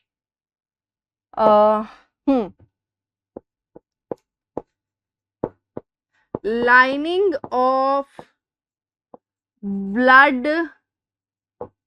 vessels and alveoli. अच्छा, ये एक और जगह पर होता है, ईसोफेगस में भी होता है। ठीक है, तो इसको भी लिख लेना, ईसोफेगस की लाइनिंग में भी प्रेजेंट है, ईसोफेगस। और यहाँ माउथ की जो लाइनिंग होती है, इधर भी प्रेजेंट है। ठीक है, तो ये 4 जगहें बुक में दे रखी हैं, आपको पता होनी चाहिए। आपको क्वेश्चन बनेगा, आपको बता देंगे name the tissue present in the following, और वहां पे लिख के दे दिया lining of oesophagus, lining of mouth, तो पता होना चाहिए चिपटा वाला स्क्वामस प्रेजेंट होता है। ठीक है, लाइनिंग ऑफ ईसोफेगस और माउथ। अच्छा, इसको पेवमेंट भी बोलते हैं। ठीक है, ये भी याद रख लेना, इसको पेवमेंट भी बोलते हैं स्क्वामस को। कहाँ लिखूं, इधर लिख दूं, पेवमेंट टिश्यू। पेवमेंट क्यों बोल रहे हैं, आपने देखा है ना फुटपाथ और पेवमेंट को, वहां चिपटी हुई सी टाइल्स लगी होती हैं, वैसी टाइल्स जैसे ये सेल दिखते हैं, इसीलिए इनको पेवमेंट टिश्यू भी बोल देते हैं। ये बात हो गई। अच्छा, इसमें थोड़ा सा आप अगर देखो ध्यान से, ऊपर सिर्फ एक ही लेयर दिखाई है, नीचे बहुत सारी लेयर्स दिखाई है, दिख रही हैं। ऊपर सिर्फ एक ही लेयर दिखाई है, नीचे बहुत सारी लेयर दिखाई है। तो यहाँ पे ये जो चीजें मेंशन मैंने करी है ना, यहाँ सब में ये ऊपर सिंगल लेयर है, जिसको सिंपल स्क्वामस एपिथेलियम बोल देते हैं। सिंपल क्यों बोल रही हूँ, क्योंकि एक ही लेयर है। अब इसको टफ बनाओ, इसकी बहुत सारी लेयर्स बना दो, यहाँ बहुत सारी लेयर्स बन गई। Now it will be called stratified squamous epithelium. कहाँ मिलेगा मैम, स्किन दिख रही है, स्किन, इसमें बहुत सारी लेयर्स हैं एपिथेलियम, स्क्वामस एपिथेलियम की। ठीक है, इसलिए जनरली आपने देखा हो, थोड़ा सा अगर मैं इसे स्क्रैच कर दूं तो डायरेक्ट खून नहीं आता है, थोड़ा व्हाइट व्हाइट हो जाता है, बट खून नहीं आता है ना। क्यों, क्योंकि जो कनेक्टिव टिश्यू है वो तो बहुत सारी लेयर्स के नीचे है ना। सो इसीलिए स्किन में आपको कौन सा देखने को मिलेगा, स्ट्रैटिफाइड स्क्वामस। ठीक है, ये स्ट्रैटिफाइड स्क्वामस कहाँ देखने को मिलेगा आपको, स्किन में मिलेगा। ठीक है, क्या हो गया है, ये आपको स्किन में देखने को मिल जाएगा, स्ट्रैटिफाइड स्क्वामस। और बाकी ये जो लिखे कहाँ, ये इनमें कौन सा होगा, सिंपल स्क्वामस। खुद ही सोचो, डिफ्यूजन होना है, डिफ्यूजन के लिए क्या लगता है, सेमी परमिएबल मेम्ब्रेन लगती है। अब वो ये वाली मेम्ब्रेन के थ्रू इजीली डिफ्यूज होगा कि इस वाली मेम्ब्रेन के थ्रू होगा, सिंगल लेयर ऑफ सेल्स है उसके थ्रू इजीली डिफ्यूज होगा ना। इसीलिए जहां पर डिफ्यूजन होनी है, ट्रांसपोर्टेशन होना है इन जगहों पर, वहां पर सिंपल स्क्वामस है, जहां प्रोटेक्शन का काम देना है ना, जहाँ पे बैक्टीरिया, जहाँ पे माइक्रो ऑर्गेनिज्म से प्रोटेक्ट करना है, इंजुरी से प्रोटेक्ट करना है, वहां काफी सारी लेयर्स लगेंगी, तो वहां स्ट्रैटिफाइड स्क्वामस एपिथेलियम होता है। नेक्स्ट पे चलेंगे कलमनार। पिलर लाइक सेल्स दिखते हैं यहाँ पे आपको, कैसे दिखते हैं? Pillar like sales. फंक्शन की बात करेंगे, क्या है यार इरिटेट कर रहा है। फंक्शन की बात करेंगे तो यहां पर बच्चों फंक्शन होता है secretion and absorption, secretion and absorption. तो जहां पर भी कोई चीज सिक्रीट होनी है या अब्जॉर्ब होना है, वहां पर कौन सा मिलेगा आपको? ये कलमनार मिलेगा। अब यहां पर एग्जाम्पल दिया गया है लाइनिंग ऑफ स्मॉल इंटेस्टीन। आप जानते हो स्मॉल इंटेस्टीन की लाइनिंग में तो ग्लैंड्स प्रेजेंट होते हैं, वहां पे सिक्रीशन होता है, तो डेफिनेटली वहां पे कलमनार होगा, है ना। एंड देन दूसरा एग्जाम्पल आपको दिया है, उसको डिस्कस करते हैं, पहले ये लिख लो, lining of small intestine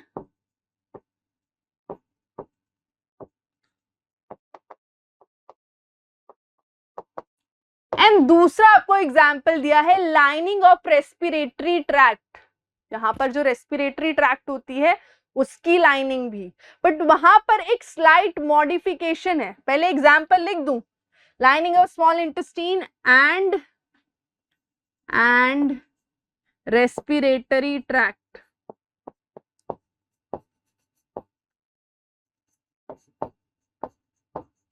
ठीक है, ये लिख दिया। अब देखो जो स्मॉल इंटेस्टीन है वहां पे तो ये नॉर्मल से आपको कॉलमनार मिल जाएंगे, पिलर लाइक, है ना। बट ये जो रेस्पिरेटरी ट्रैक्ट होती है बेटा, यहाँ पे थोड़ा सा मॉडिफिकेशन ये है कि यहाँ पर आपको ये सिलिएटेड मिलते हैं। ये दिख रहे हैं, ये ब्रिसल लाइक हेयर, इनको सीलिया बोलते हैं, ठीक है। तो ये सिलिएटेड कलमनार आपको कहाँ मिलेंगे? रेस्पिरेटरी ट्रैक्ट में मिलेंगे, याद रखना। और ये वहां ऐसा क्यों है? क्योंकि देखो जब आपने रेस्पिरेटरी ट्रैक्ट से एयर को इनहेल करना है ना, तो उसके साथ एयर को डायरेक्शन भी तो चाहिए ना, उसको बताना, पाथ बताना बेसिकली कि किस तरफ को उसे मूव करना है। तो ये जो सीलिया है वो हेल्प करती है एयर को डायरेक्शन देने में, गाइड करने में, ठीक है।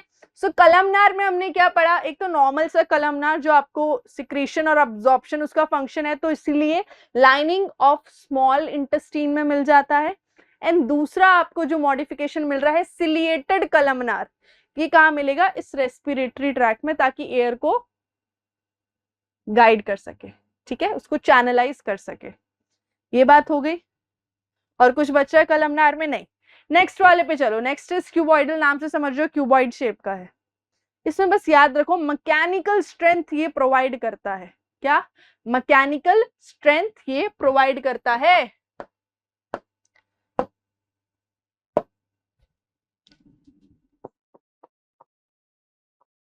कहां कहां मिलता है आपको ये आपको मिलेगा सलाइवरी ग्लैंड के डक्ट में, सलाइवरी ग्लैंड के डक्ट में मिलेगा।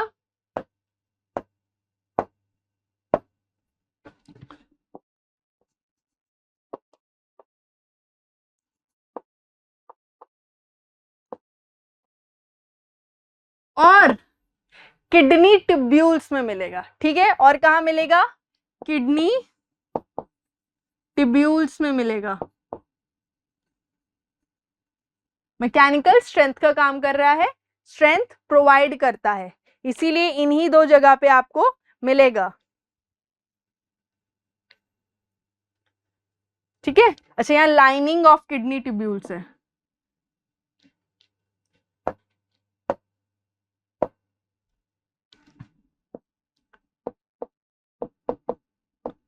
लाइनिंग ऑफ किडनी ट्यूब्यूल्स, ठीक है यार, ये जगह आपको याद होनी चाहिए। फंक्शन से याद करने की कोशिश करना, मुझे लगता है इजीली याद होता है। जहां पे ट्रांसपोर्टेशन डिफ्यूजन होनी है, जहां पे सिंगल लेयर ऑफ सेल अपने को चाहिए, कहां पे? एल्वियोलाई में, lining of alveoli, lining of blood vessel, lining of oesophagus, lining of what is last? Mouth. ठीक है, यहाँ पे स्क्वामस है, चिपटा हुआ पेवमेंट वाला। ठीक है, नेक्स्ट कलमनार है, पिलर लाइक सेल्स यहाँ देखने को मिलते हैं। काम क्या है सिक्रीशन एंड अब्जॉर्प्शन का, तो वो कहाँ कहाँ होता है? Lining of small intestine and lining of respiratory tract, जहां पे आपको थोड़ा स्पेशलाइज्ड कलमनार मिल रहा है, सिलिएटेड कलमनार मिल रहा है ना, बालों वाला। देन नेक्स्ट क्या है? क्यूबॉइडल। क्यूबॉइडल में क्यूब शेप के आपको सेल्स दिखेंगे, मैकेनिकल स्ट्रेंथ प्रोवाइड करते हैं। दो ही जगह है, एक तो किडनी टिब्यूल्स में मिल जाएगा, lining of kidney tubules and duct of salivary gland. ठीक है, ये हो गए पिलर लाइक, यहां मेंशन कर दूं क्या? Cube like, cube. तो यहां पर एपिथेलियल टिश्यू हमने खत्म कर दिया है। नेक्स्ट आ जाते हैं कनेक्टिव टिश्यू में, जो बॉडी के डिफरेंट पार्ट्स को कनेक्ट करते हैं ना। देखिए, अब यहां पर मैट्रिक्स के बेसिस पे, मैट्रिक्स के बेसिस पे, ओहो क्या हो गया? मैट्रिक्स के बेसिस पे माने कि ये जो सेल्स होंगे इस वाले टिश्यू के, इनका जो मीडियम है वो मीडियम कैसा है, वो मैट्रिक्स कैसा है, लूज है, डेंस है, स्पेशलाइज्ड है, कैसा मैट्रिक्स है, उसके बेसिस पे यहाँ पे हमने इन्हें डिवाइड कर दिया है। ठीक है, तो सबसे पहले देखेंगे लूज। अच्छा, सबसे पहले स्पेशलाइज देख रहे हैं? ठीक है यार, सबसे पहले स्पेशलाइज देख लेते हैं, कोई बात नहीं। तो सबसे पहले देखेंगे स्पेशलाइज्ड सीटी, बोले तो कनेक्टिव टिश्यू। इसमें सबसे पहला है ब्लड। ब्लड बोले तो रक्त, आप बहुत अच्छे से वाकिफ हैं रक्त से। रक्त में आपको क्या क्या मिलता है? सबसे पहले तो सेल्स मिलेंगे, आरबीसी, डब्ल्यूबीसी, प्लेटलेट्स, है ना। देखो आरबीसी आप जानते हो बाइकॉनकेव शेप का होता है ना, और मैच्योर होने पे ई न्यूक्लिएटेड हो जाता है, न्यूक्लियस नहीं होता है उसमें। रीजन बीइंग कि उसको ज्यादा से ज्यादा हीमोग्लोबिन को अकोमोडेट करना होता है ना, ज्यादा से ज्यादा जगह देनी होती है हीमोग्लोबिन को, इसीलिए न्यूक्लियस ही अपना गवा देता है, कुर्बानी मान लो। उसके बाद व्हाइट ब्लड सेल्स। आप बोल रहे हो मैम इतने सारे क्यों पढ़ने हैं? क्योंकि बुक में दिया है यार, बुक में लिखा नहीं है, बट अगर साइड में देखोगे डायग्राम बनी हुई है इन सब की, तो पता होने चाहिए। 5 तरीके के डब्ल्यूबीसी होते हैं। 9th क्लास में आए हो, थोड़ी फीलिंग तो लो, 9th क्लास में आए हो। तो ये 5 तरीके के कौन कौन से हैं? Basophil, neutrophil, eosinophil, monocyte, lymphocyte. याद करने के इनको तरीके हैं। देखो ये तीनों ग्रैन्युलर होते हैं। वाइट वाइट नहीं दिख रहा होगा ना? नहीं दिख रहा है, रुक जाओ। ये ग्रैन्युलर होते हैं, समझ रहे हो? इनमें ग्रेन्स होते हैं, ग्रैन्युलर डब्ल्यूबीसी। ठीक है, ग्रैन्युलर डब्ल्यूबीसी कौन कौन सा है? Basophil, neutrophil, eosinophil. और जो 2 बचे वो ए ग्रैन्युलर होते हैं, मतलब इनमें कोई ग्रेन्स देखने को नहीं मिलते आपको। ए ग्रैन्युलर, कोई ग्रेन्स देखने को नहीं मिलते। मोनोसाइट और लिम्फोसाइट। ठीक है, आई होप आपको इनकी साइंटिफिक नेम पता हो। जैसे आरबीसी रेड ब्लड सेल को एरिथ्रोसाइट बोलते हैं, डब्ल्यूबीसी को ल्यूकोसाइट बोलते हैं, एंड लास्टली ये है प्लेटलेट्स। क्या है? प्लेटलेट्स, जिन्हें हम थ्रोम्बोसाइट्स भी बोलते हैं। प्लेटलेट्स जिन्हें हम थ्रोम्बोसाइट्स भी बोलते हैं। ये देख लिए चित्र, आगे बढ़े। ठीक है, ब्लड के बारे में मैं बात करूं, जब भी आप ब्लड को देखते हैं, ब्लड में बेसिकली 2 कंपोनेंट है। एक तो उसका पानी वाला कंपोनेंट है जिसे फ्लूइड मैट्रिक्स बोलते हैं ना, उसका नाम क्या होता है? उसको बोलते हैं प्लाज्मा। क्या बोलते हैं? प्लाज्मा। जिसमें क्या क्या होता है? जिसके अंदर सॉल्ट, प्रोटीन, हॉर्मोन्स, ये सब बेटा इसमें प्रेजेंट होता है। समझ में आ गई? किसमें? फ्लूइड मैट्रिक्स ब्लड का, जो कि प्लाज्मा है। मतलब बेसिकली अगर आपने ब्लड से सारे सेल्स को निकाल दिया तो सिर्फ पानी पानी सा बचेगा, वो पानी पानी ही तो प्लाज्मा है। ठीक है, तो प्लाज्मा समझ लिया। बना क्या क्या है उसमें, क्या क्या चीजें होंगी? सॉल्ट, हार्मोन और प्रोटीन्स होंगे। अब बात करते हैं सेलुलर पार्ट्स की, जो कि आप देख चुके हो। सेल्स कौन कौन से होते हैं? Erythrocyte, leucocyte and thrombocyte. तो ये हो गई बात किसकी? ब्लड की। ब्लड को हम स्पेशलाइज्ड, उसका स्पेशलाइज्ड कनेक्टिव टिश्यू क्यों बोलते हैं? क्योंकि जो मैट्रिक्स है पूरा फ्लूइड है, एकदम पानी की तरह है। समझ गए? आगे चले। नेक्स्ट आ गया बोन।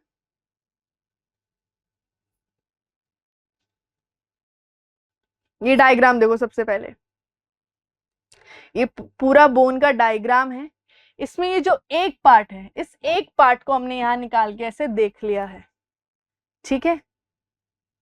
मैमेलियन बोन का एक करेक्टरिस्टिक फीचर होता है, समझ रहे हो? मैमल्स की जो बोन होती है ना, हम भी मैमल्स ही हैं, मैमल्स की जो बोन होती है उसका एक करेक्टरिस्टिक फीचर होता है, उसको बोलते हैं हैवर्शियन कनाल। क्या बोलते हैं? कहाँ लिख दें? यहां लिख दें,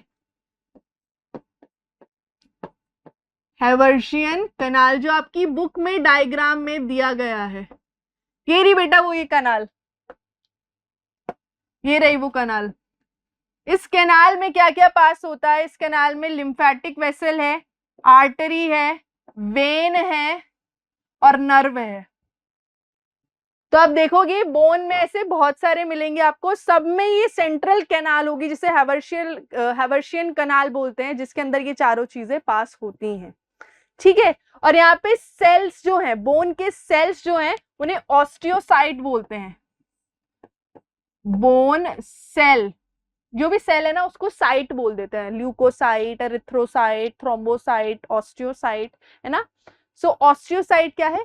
बोन का सेल है। कहाँ है ये? यहाँ है, इधर। अब ये जो यहाँ पे बोन का सेल है, स्पेशल बात क्या है? डायरेक्ट कांटेक्ट में नहीं है मैट्रिक्स के। जहां पे मैट्रिक्स है उसके डायरेक्ट कांटेक्ट में नहीं है, एक लैक्यूना में बंद होता है सेल। समझ में आ गई? तो इस तरीके से है, देख लो। ये हमने डिस्कस कर लिया सेंट्रल कैनाल, ये इसका मैट्रिक्स है। ऑस्टियोब्लास्ट ये बनाता है बोन सेल्स को, ये बनाता है बोन सेल्स को, और ये डिस्ट्रॉय करता है बोन सेल्स को, ताकि समझ रहे हो एक बैलेंस रहे, बनते भी रहे और डिस्ट्रॉय भी होते रहे। जिनकी एज हो गई है, जो पुराने हो गए हैं, वो डिस्ट्रॉय भी होते रहे, तो एक बैलेंस बना रहे, इसीलिए ऑस्टियोब्लास्ट और ऑस्टियोक्लास्ट। समझ में आ रहा है? ये बोन को हमने अच्छे से देखा, समझ में आ गई ना? बोन को हमने अच्छे से देखा। अच्छा, बोन के कुछ कैरेक्टरिस्टिक फीचर आप देख लो। बोन के बारे में आप जानते हो, it form the framework that support body, बचपन से पढ़ रहे हैं, ये अपने को पता है, स्केलेटल सिस्टम, है ना। नेक्स्ट, जो मैट्रिक्स होता है बेटा, याद रखना, जो मैट्रिक्स है बोन का, वो बहुत स्ट्रांग होता है, नॉन फ्लेक्सिबल होता है। तभी तो हम बोन को ऐसे ऐसे मतलब बेंड नहीं कर सकते। क्यों बेंड नहीं कर सकते? मैट्रिक्स बहुत स्ट्रांग है और नॉन फ्लेक्सिबल है। जो ऑस्टियोसाइट्स होते हैं, बोन के जो सेल्स होते हैं, ये बोन के जो बेटा सेल्स होते हैं, they are embedded in hard matrix, ठीक है, जो कि किसका बना है? कैल्शियम और फोस्फोरस का। इसीलिए बोलते हैं, चाहते हो अगर बोन्स स्ट्रांग रहे तो कैल्शियम और फोस्फोरस अच्छी मात्रा में कंज्यूम करो। समझ गए? आगे चलेंगे। नेक्स्ट इज कार्टिलेज, ठीक है। कार्टिलेज, इसके सेल्स को कॉन्ड्रोकाइट्स कहते हैं। देखो ये रहा एक सेल, इसके सेल्स को कॉन्ड्रोकाइट कहते हैं। ये सब इंफॉर्मेशन बुक में गिवन है, भले लिखी नहीं है बट डायग्राम्स में दी हुई है, और अगर डायग्राम्स में दी गई है तो एक्सपेक्ट करते हैं कि पता होना चाहिए आपको, इसीलिए पढ़ रहे हैं हम लोग, ठीक है। तो कॉन्ड्रोसाइट्स। अब कार्टिलेज की बात करें तो देखो ये फीचर्स अपने को याद रखने हैं कि वाइडली स्पेस्ड सेल है। देखो ना सेल्स कितनी दूर है, एक सेल ये रहा, एक सेल ये रहा, एक ये रहा, ये रहा, तो अच्छी खासी स्पेस है सेल्स के बीच में। मैट्रिक्स बना है प्रोटीन और शुगर का। मुझे आज भी एक क्वेश्चन याद है जहां पर अलग अलग कनेक्टिव टिश्यू दे दिए और उनकी मैट्रिक्स की प्रॉपर्टीज दे दी कि हार्ड मैट्रिक्स है, लिटिल मैट्रिक्स है या matrix composed of sugar and proteins है, मैचिंग करनी थी, तो मैचिंग में क्वेश्चंस आ जाते हैं ये, इसीलिए यहाँ जो इन्फॉर्मेशन दी गई है ना उसे याद रखो। कार्टिलेज के केस में जो मैट्रिक्स है किसका बना है, प्रोटीन्स एंड शुगर्स का बना है, ठीक है, किसका बना है, प्रोटीन्स एंड शुगर्स का बना है।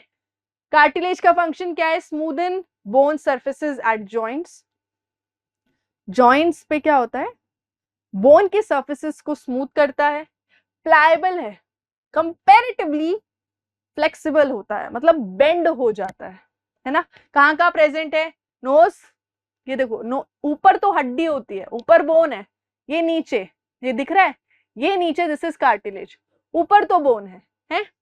ईयर, ये दिस इज पिन्ना, कार्टिलेज है, ट्रैकिया कार्टिलेज, लैरिंग्स कार्टिलेज, ठीक है, समझ में आ गई है, तो यहां पर कार्टिलेज प्रेजेंट है।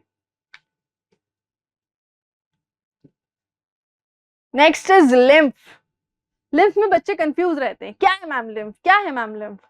वैसे बुक में नहीं दिया गया है लिम्फ के बारे में, but still it's a connective tissue, आपको पता होना चाहिए। देखो लिम्फ क्या करता है, समझना है यहाँ पे, ये मेरा ब्लड वेसल है, ठीक है, ये मेरा ब्लड वेसल है, मैं लिख देती हूँ उधर, ब्लड वेसल है, इस ब्लड वेसल में ब्लड बह रहा होगा, बट क्योंकि ब्लड वेसल की जो वॉल है ना उसमें कुछ छेद होते हैं, उन छेद से कभी कभी कुछ ब्लड का हिस्सा निकल के बाहर आ जाता है। अब यहाँ पर ये टिश्यूज हैं, ठीक है, यहाँ पे ये टिश्यूज हैं, यहाँ पर ये जो ब्लड वेसल से बाहर निकला है कुछ हिस्सा, ठीक है, वो यहाँ पर जमा हो जाएगा, इसको बोलते हैं इंटरस्टिशियल फ्लूइड, इंटरस्टिशियल फ्लूइड या फिर टिश्यू फ्लूइड, टिश्यू फ्लूइड बोलते हैं इसको। ये यहां पर जमा हो जाएगा, इधर इस तरीके से जमा हो जाता है। अब इस तरीके से जमा होना खतरनाक है, बीमारी हो जाती है, एक सेल्स के पास कभी भी पानी इकट्ठा नहीं रहना चाहिए, है ना। तो अब क्या होता है, यहीं साइड में एक लिम्फ वेसल चल रही होती है, लिम्फ वेसल चल रही होती है। अब ये जो एक्स्ट्रा फ्लूइड है ना बेटा, जो सेल्स के पास इकट्ठा हुआ है, ये वापस इस लिम्फ वेसल में आ जाता है, कहा, इस लिम्फ वेसल में आ जाता है। आगे चल के ये लिम्फ वेसल कनेक्ट होती है ब्लड से, ब्लड वेसल से कनेक्ट होती है, तो क्या हुआ, दोबारा से ये जो फ्लूइड है ब्लड में वापस चला गया ना। तो ये क्या करता है lymph, it basically drains excess tissue fluid in blood, जो एक्सेस टिश्यू फ्लूइड इकट्ठा हो गया था ना उसको दोबारा वापसी ब्लड में भेजती है, ठीक। दूसरी चीज, अब ये बना किस चीज का, ये जो लिम्फ है या ये जो टिश्यू फ्लूइड है, इसमें था क्या क्या, प्रोटीन, सॉल्ट्स, हॉर्मोन्स, ये सब इसमें प्रेजेंट था, ठीक है। तो ये बात हो गई लिम्फ की। जैसे आपकी पूरे बॉडी में ब्लड वेसल का नेटवर्क होता है, ऐसे ही आपकी बॉडी में लिम्फ वेसल का भी पूरा नेटवर्क होता है, जिसे हम लिम्फेटिक सिस्टम बोलते हैं। क्या बोलते हैं, लिम्फेटिक सिस्टम बोलते हैं,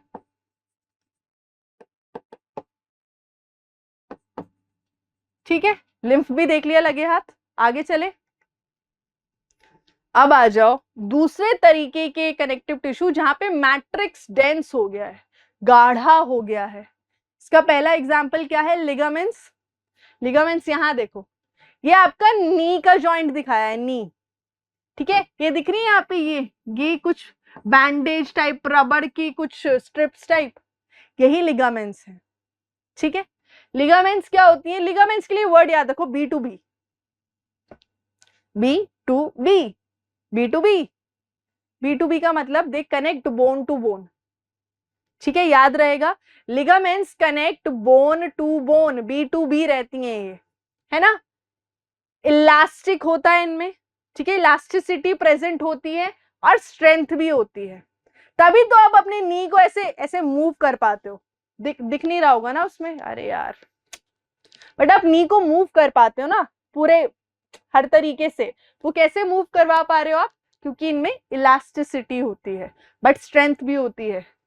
अब यहां पर लिटिल मैट्रिक्स होता है, याद रखना इस चीज को, यहां पर लिटिल मैट्रिक्स होता है, इस चीज को याद रखें लिगामेंट्स में। नेक्स्ट आ जाओ टेंडेंस, ये दिख रहे हैं, दिख रहे हैं यहाँ पे, ये बोन है, इस बोन से यहाँ पे ऐसे कनेक्ट हो रहे हैं, ये टेंडेंस है, ये ऊपर मसल है। सो मसल और बोन के बीच में जो कनेक्शन बिठा रहे हैं वही हमारे टेंडेंस है। तो टेंडेंस के लिए याद रखें M2B, टेंडेंस के लिए याद रखें M2B, muscle to bone connect करेंगे। नेचर में फाइब्रस होते हैं बेटा, फाइब्रस है इसीलिए लिमिटेड फ्लेक्सिबिलिटी होती है, बहुत ज्यादा फ्लेक्सिबल नहीं होते हैं ये, क्योंकि फाइब्रस है नेचर में। ठीक है, याद रखें, ये हो गया ligaments and tendons, this is done. ये कुछ ओवरऑल देख लो जो अभी तक हमने देखा है, ligament, tendon and bone and everything. देखो ये यहां से मसल है हमारा calf muscle, this is our calf muscle, इस काफ मसल से कनेक्ट कर रहा है कौन, टेंडन। ठीक है, देन उसके बाद क्या आ गई, ये बोन आ गई यहाँ पे हमारी, ठीक है, बोन आ गई, नी बोन आ गई। उसके बाद क्या होगा, इस वाली बोन को इस वाली बोन से कनेक्ट कर रहा है, जो आपकी लोअर लेग वाली बोन है उससे कनेक्ट करेगा कौन, बोन टू बोन कौन कनेक्ट करता है, लिगामेंट। ठीक है, सो आई होप इस तरीके से आपको समझ में आ गया कि टेंडन क्या कर रहा है, लिगामेंट क्या कर रहा है। अब नेक्स्ट टाइप के कनेक्टिव टिश्यू में आ जाओ जहां पर मैट्रिक्स लूज पड़ा है, एकदम लूज। सबसे पहले आ जाता है एरियोलार, यहां पर देखो एरियोलार को क्या क्या मिलेगा इसमें आपको, कोलाजन फाइबर्स मिलते हैं, इलास्टिक फाइबर्स मिलते हैं, फाइब्रोब्लास्ट मिलते हैं जो सेल्स को बना रहे हैं। ठीक है, ये कैसे दिखेंगे, कहां मिलेंगे, सबसे पहले तो स्किन एंड मसल्स के बीच में मिलेंगे। कहां मिलेंगे, स्किन, ये ऊपर सबसे ऊपर स्किन है, इसके अंदर मसल है, तो मसल और स्किन के बीच में आपको मिल जाएंगे। ब्लड वेसल्स और नर्व्स के अराउंड आपको मिल जाएंगे, बोन मैरो में आपको मिल जाएंगे। काम क्या करते हैं, fill space inside organ. Body के अंदर अलग अलग ऑर्गन्स है ना, किडनीज हैं, लंग्स हैं, स्टमक है, लिवर है, बीच में कुछ स्पेसेस भी होती है, तो उन स्पेसेस को फिल करते हैं एरियोलार टिश्यू। ठीक है, और टिश्यूज को रिपेयर भी करते हैं। नेक्स्ट क्या है, एडिपोस, ये देख सकते हो आप, ये एडिपोस टिश्यू का है। ये दोनों क्या थे, ये दोनों हमारे एरियोलार थे, एरियोलार, एयर से याद रखो इसको, एरियोलार को तो आप याद रखोगे, एयर फिल करते हैं, स्पेस फिल करते हैं, एरियोलार। नेक्स्ट ये वाला कौन सा है, एडिपोस टिश्यू है, इसमें आपको ये सेल्स दिख रहे हैं ऐसे, इन सेल्स के बीच में काफी बड़े बड़े फैट ग्लोब्यूल्स होते हैं। क्यों होते हैं बड़े बड़े fat globules, because these are mainly fat storing tissue, they are mainly fat storing tissue, fat storing tissue है ये, है ना। कहाँ मिलेगा, स्किन के नीचे। हमारा सारा फैट कहाँ जमा हो रहा है, स्किन के नीचे तो जमा हो रहा है। कौन जमा कर रहा है, एडिपोस टिश्यू ही जमा कर रहा है। ठीक है, तो found below the skin between internal organs. ठीक है, जैसे एरियोलार टिश्यू भी इंटरनल ऑर्गन्स के अराउंड मिलता है, ये भी बिटवीन इंटरनल ऑर्गन्स आपको मिल जाता है। ठीक है, सेल्स, इन सेल्स में बड़े बड़े फैट ग्लोब्यूल्स होते हैं, बिकॉज ये मेनली फैट को स्टोर करते हैं। अब क्योंकि इन सेल्स में फैट प्रेजेंट होता है, तो ये जो टिश्यू है इंसुलेटर का काम भी करते हैं। आप जानते हो फैट से गर्मी मिलती है ना। सो दिस इज इट जी। यहां पर खत्म हो गए हमारे क्या, कनेक्टिव टिश्यू खत्म हो गए, समाप्त कर लिए हमने। अब बढ़ते हैं मस्कुलर टिश्यू की ओर। सो आर यू रेडी, नहीं भी हो तो भी पढ़ना ही पड़ेगा, तो पढ़ लो यार। सबसे पहला क्या है, सबसे पहला तो फ्लो चार्ट है यार। देखो मस्कुलर टिश्यू में भी डिवीजन है, बट किस बेसिस पर है, यहाँ पर on the basis of function. अलग अलग काम कर रहे हैं, इसीलिए अलग अलग मस्कुलर टिश्यू है। स्केलेटल नाम से समझ जाओ, बोन से जुड़ा है, बोन की मूवमेंट कराता है, तो बोन के पास जो भी मसल है skeletal muscle. Smooth muscle internal organs में ना यही वाला मसल है, ठीक है। जितना जो भी आपका ईसोफेगस है, स्टमक है, यूटरस है, यूरिनरी ब्लैडर है, इन सब में ये स्मूथ मसल प्रेजेंट है, ठीक है।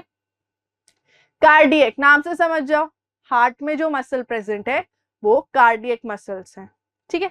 अब ये जो दो मसल्स होते हैं ना बच्चे, ये इनवॉलेंट्री है, आपके कंट्रोल में कतई नहीं है। सिर्फ ये वाला जो बोन से कनेक्टेड है ये आपके कंट्रोल में है, वॉलेंट्री है।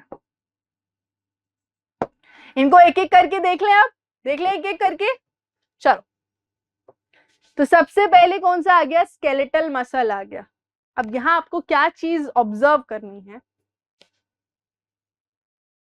कुछ बैंड्स इसमें देख पा रहे हो यहां पर, ये डार्क बैंड, ये डार्क बैंड, ये डार्क बैंड, डार्क बैंड, और इनके बीच में कुछ लाइट बैंड्स भी ऑब्जर्व कर पा रहे हो इधर, ये देखो यहां पर भी दिख रहे हैं। इनको बोलते हैं स्ट्रिएशंस। ये जो ऑल्टरनेट लाइट डार्क ये सब ऐसे बैंड्स चल रहे हैं, इनको बोलते हैं स्ट्रिएशंस। क्या बोलते हैं इन्हें? स्ट्रिएशंस। तो क्योंकि स्केलेटल मसल में आपको स्ट्रिएशंस देखने को मिलती है, ऑल्टरनेटिव डार्क लाइट बैंड देखने को मिलता है, इसीलिए इसको स्ट्रिएटेड मसल भी बोल देते हैं, स्ट्रिएटेड मसल भी बोल देते हैं, ठीक है। स्ट्रिएशंस होती हैं इसमें, और क्या होता है, ये वॉलेंट्री होते हैं, पूरे तरीके से आपके कंट्रोल में है, ठीक है, पूरे तरीके से वॉलेंट्री हैं, आपके कंट्रोल में है। कहां प्रेजेंट होते हैं? लिम्स में। लिम्स को मूव करना है मुझे, है ना, तो कहां प्रेजेंट है? लिम्स में प्रेजेंट है। जहां भी आप मूवमेंट करना चाहते हो और कर पा रहे हो जिस भी पार्ट की, वहां पर ये स्केलेटल मसल्स आपको देखने को मिलेंगे। और क्या फीचर्स हैं इसके, आपको याद रखना है, दे आर मल्टी न्यूक्लिएट। जो इसका सबसे ना खतरनाक फीचर है, जो बाकी दो में नहीं मिलेगा।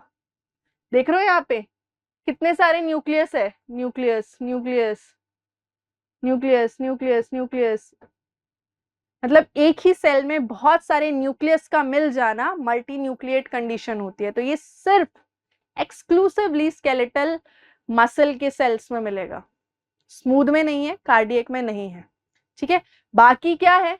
बाकी इसकी शेप है, सिलेंड्रिकल शेप है इसकी, देख रहे हो इस तरीके से सिलेंड्रिकल शेप है ना, सिलेंड्रिकल शेप है, अनब्रांच्ड है, अनब्रांच्ड है। समझ में आ गए? स्केलेटल मसल को समझ लिया।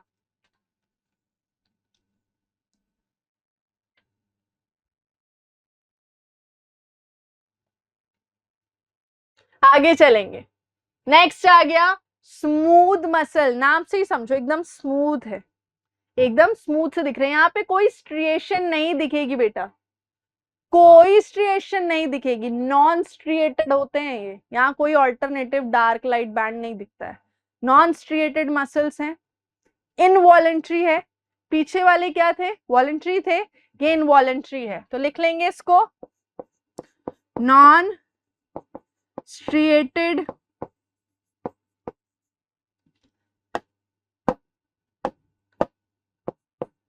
इनवॉलेंट्री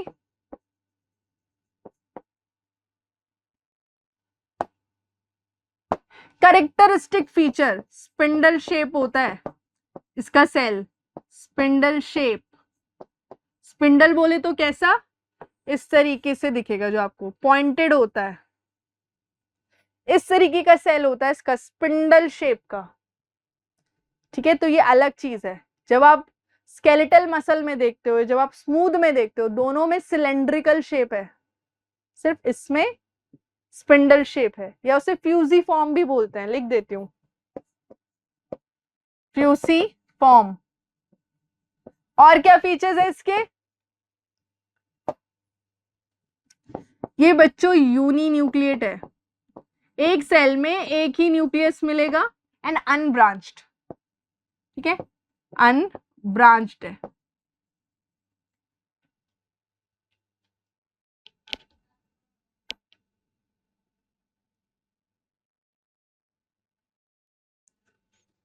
कहां कहां मिलते हैं आपको?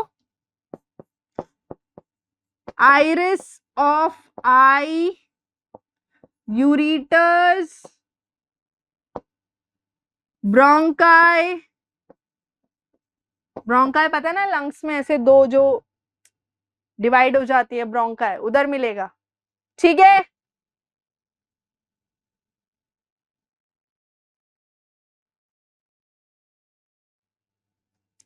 तो इतना ही था स्मूथ मसल्स के बारे में। इनवॉलेंट्री, नॉन स्ट्रिएटेड, तभी तो स्मूथ है।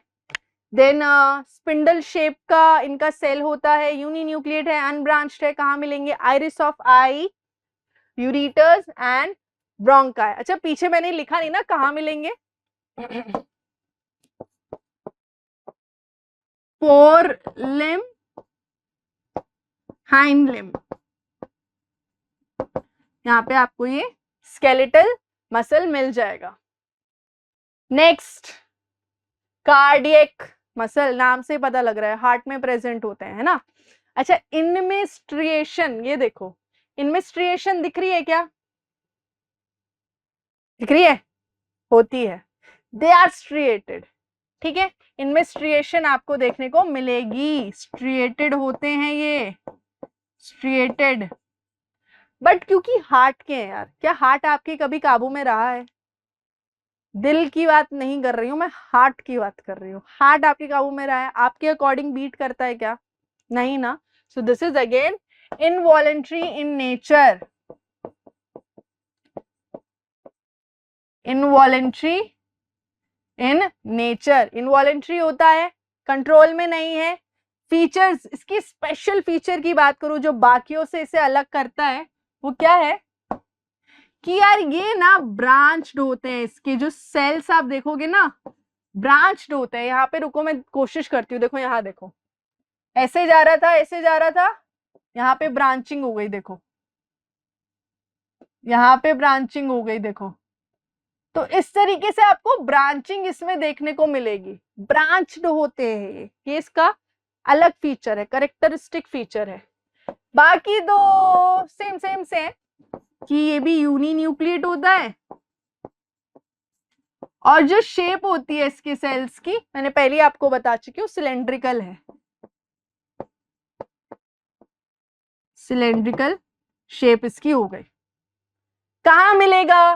Found exclusively in heart, exclusively in heart, ठीक है। ये हो गया। यहाँ पर हमने हमारे मस्कुलर टिश्यू को भी खत्म कर लिया और अब हम आ चुके हैं नर्वस टिश्यू पर, ठीक है। नर्वस टिश्यू को देख लेंगे। नर्वस टिश्यू में सिर्फ न्यूरॉन देखना है तो देख के खत्म करते हैं, छुट्टी करते हैं इसकी। देखो इस तरीके से न्यूरॉन दिखता है। जिन्हें ब्लैक में पिक्चर्स अच्छी लगती है वो ये देख लें, जिन्हें व्हाइट में पिक्चर्स अच्छी लगती है ये देख लें। मैंने किसी के लिए कोई भेदभाव नहीं किया है, मैंने दोनों के लिए पिक्चर्स लगा दी हैं। एनीवेज यहाँ पर देखेंगे हम क्या क्या। सबसे पहले तो इसके पार्ट्स होते हैं, देखो न्यूरॉन के पार्ट्स क्या क्या है। सबसे पहले ये दिख रही है, ये प्रोसेस दिख रही है आपको, ये इनको बोलते हैं बच्चे डेंड्राइट्स, डेंड्राइट्स। इधर भी ये सेम चीज है, डेंड्राइट्स। देन डेंड्राइट्स के बाद ये दिख रहा होगा बीच वाला हिस्सा आपको, दिस इज कॉल्ड बेटा सेल बॉडी। क्या बोलते हैं इसको? Cell body. यहाँ पर भी दिख रही होगी, ये सेल बॉडी है, इसके अंदर ही न्यूक्लियस है ना। सेल बॉडी से यहाँ आगे बढ़े इस तरफ को, बेटा ये जो पार्ट है इसको बोलते हैं एक्सॉन। क्या बोलते हैं? एक्सॉन। जो ये हॉरिजॉन्टल वाला पार्ट है हमारा, है ना। एंड देन लास्ट में ये जो आ गया है ये, इसको बोल देते हैं नर्व एंडिंग। नर्व एंडिंग, आप जानते हो बेसिक यूनिट जो है नर्वस टिश्यू की वो यही न्यूरॉन्स होते हैं, है ना। Neurons can be up to 1 metre, 1 metre जितने लंबे हो सकते हैं, समझ रहे हो, इतना होता है 1 मीटर, इतने लंबे हो सकते हैं न्यूरॉन्स, है ना। यही न्यूरॉन्स नर्व्स बना रहे हैं, नर्वस सिस्टम बना रहे हैं, ठीक है। काम क्या है इनका, इंफॉर्मेशन कन्वे करना, है ना, कि आपके सेंस ऑर्गन्स ने कुछ सेंस किया, कुछ चेंज सेंस किया, अब ये इंफॉर्मेशन ब्रेन तक पहुंचानी है ताकि ब्रेन एक अप्रोप्रिएट रिस्पॉन्स बताए। तो कौन इंफॉर्मेशन पहुंचाएगा, ये न्यूरॉन्स। ये फटाफट से करंट की फॉर्म में इंफॉर्मेशन को ले जाते हैं, करंट एंड केमिकल के फॉर्म में, एंड ब्रेन तक वो इंफॉर्मेशन पहुंचाते हैं। देन ब्रेन ने जो भी रिस्पॉन्स बताया है वो वापसी मसल के पास लेके भी आते हैं, कि मसल ने बोला वहां पे, सॉरी ब्रेन ने बोला कि वहां पर गर्म चीज है, हाथ हटाओ, हाथ हटाओ, तो हाथ हटाना है ना। तो ये इंफॉर्मेशन कौन लेके आ रहा है, ये हमारे न्यूरॉन्स ही लेकर आएंगे, ठीक है।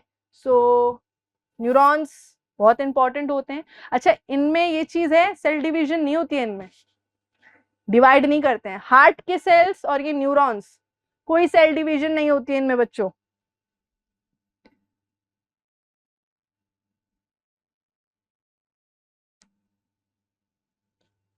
तो I think this is it, यही हमारा लास्ट टॉपिक था न्यूरॉन का, और ज्यादा कुछ है नहीं। बाकी कुछ भी मुझसे मिस आउट हुआ हो या आपको कोई पार्ट समझ नहीं आया हो तो ये आपकी रिस्पॉन्सिबिलिटी है, कर्तव्य है कि आप हमें बताएंगे। आप बहुत अच्छे से जानते हैं, मैं आपके कमेंट्स देखती हूँ, ठीक है। और अच्छा लगता है, जैसे लास्ट वीडियो में मुझे बच्चों ने बताया कोई लखनऊ से वीडियो देख रहा है, कोई दरभंगा से वीडियो देख रहा है, तो आप भी बताइएगा, अगर आपने वीडियो एंड तक देखी है तो प्लीज बताइएगा कि आप इंडिया के किस कोने से ये वीडियो देख रहे हैं। And that's it from my side, have a wonderful day ahead. अच्छे से पढ़ो, मम्मी पापा का नाम रोशन करो, मेरा भी थोड़ा बहुत हो ही जाएगा। And that's it, so bye bye, जय हिंद स्टूडेंट्स।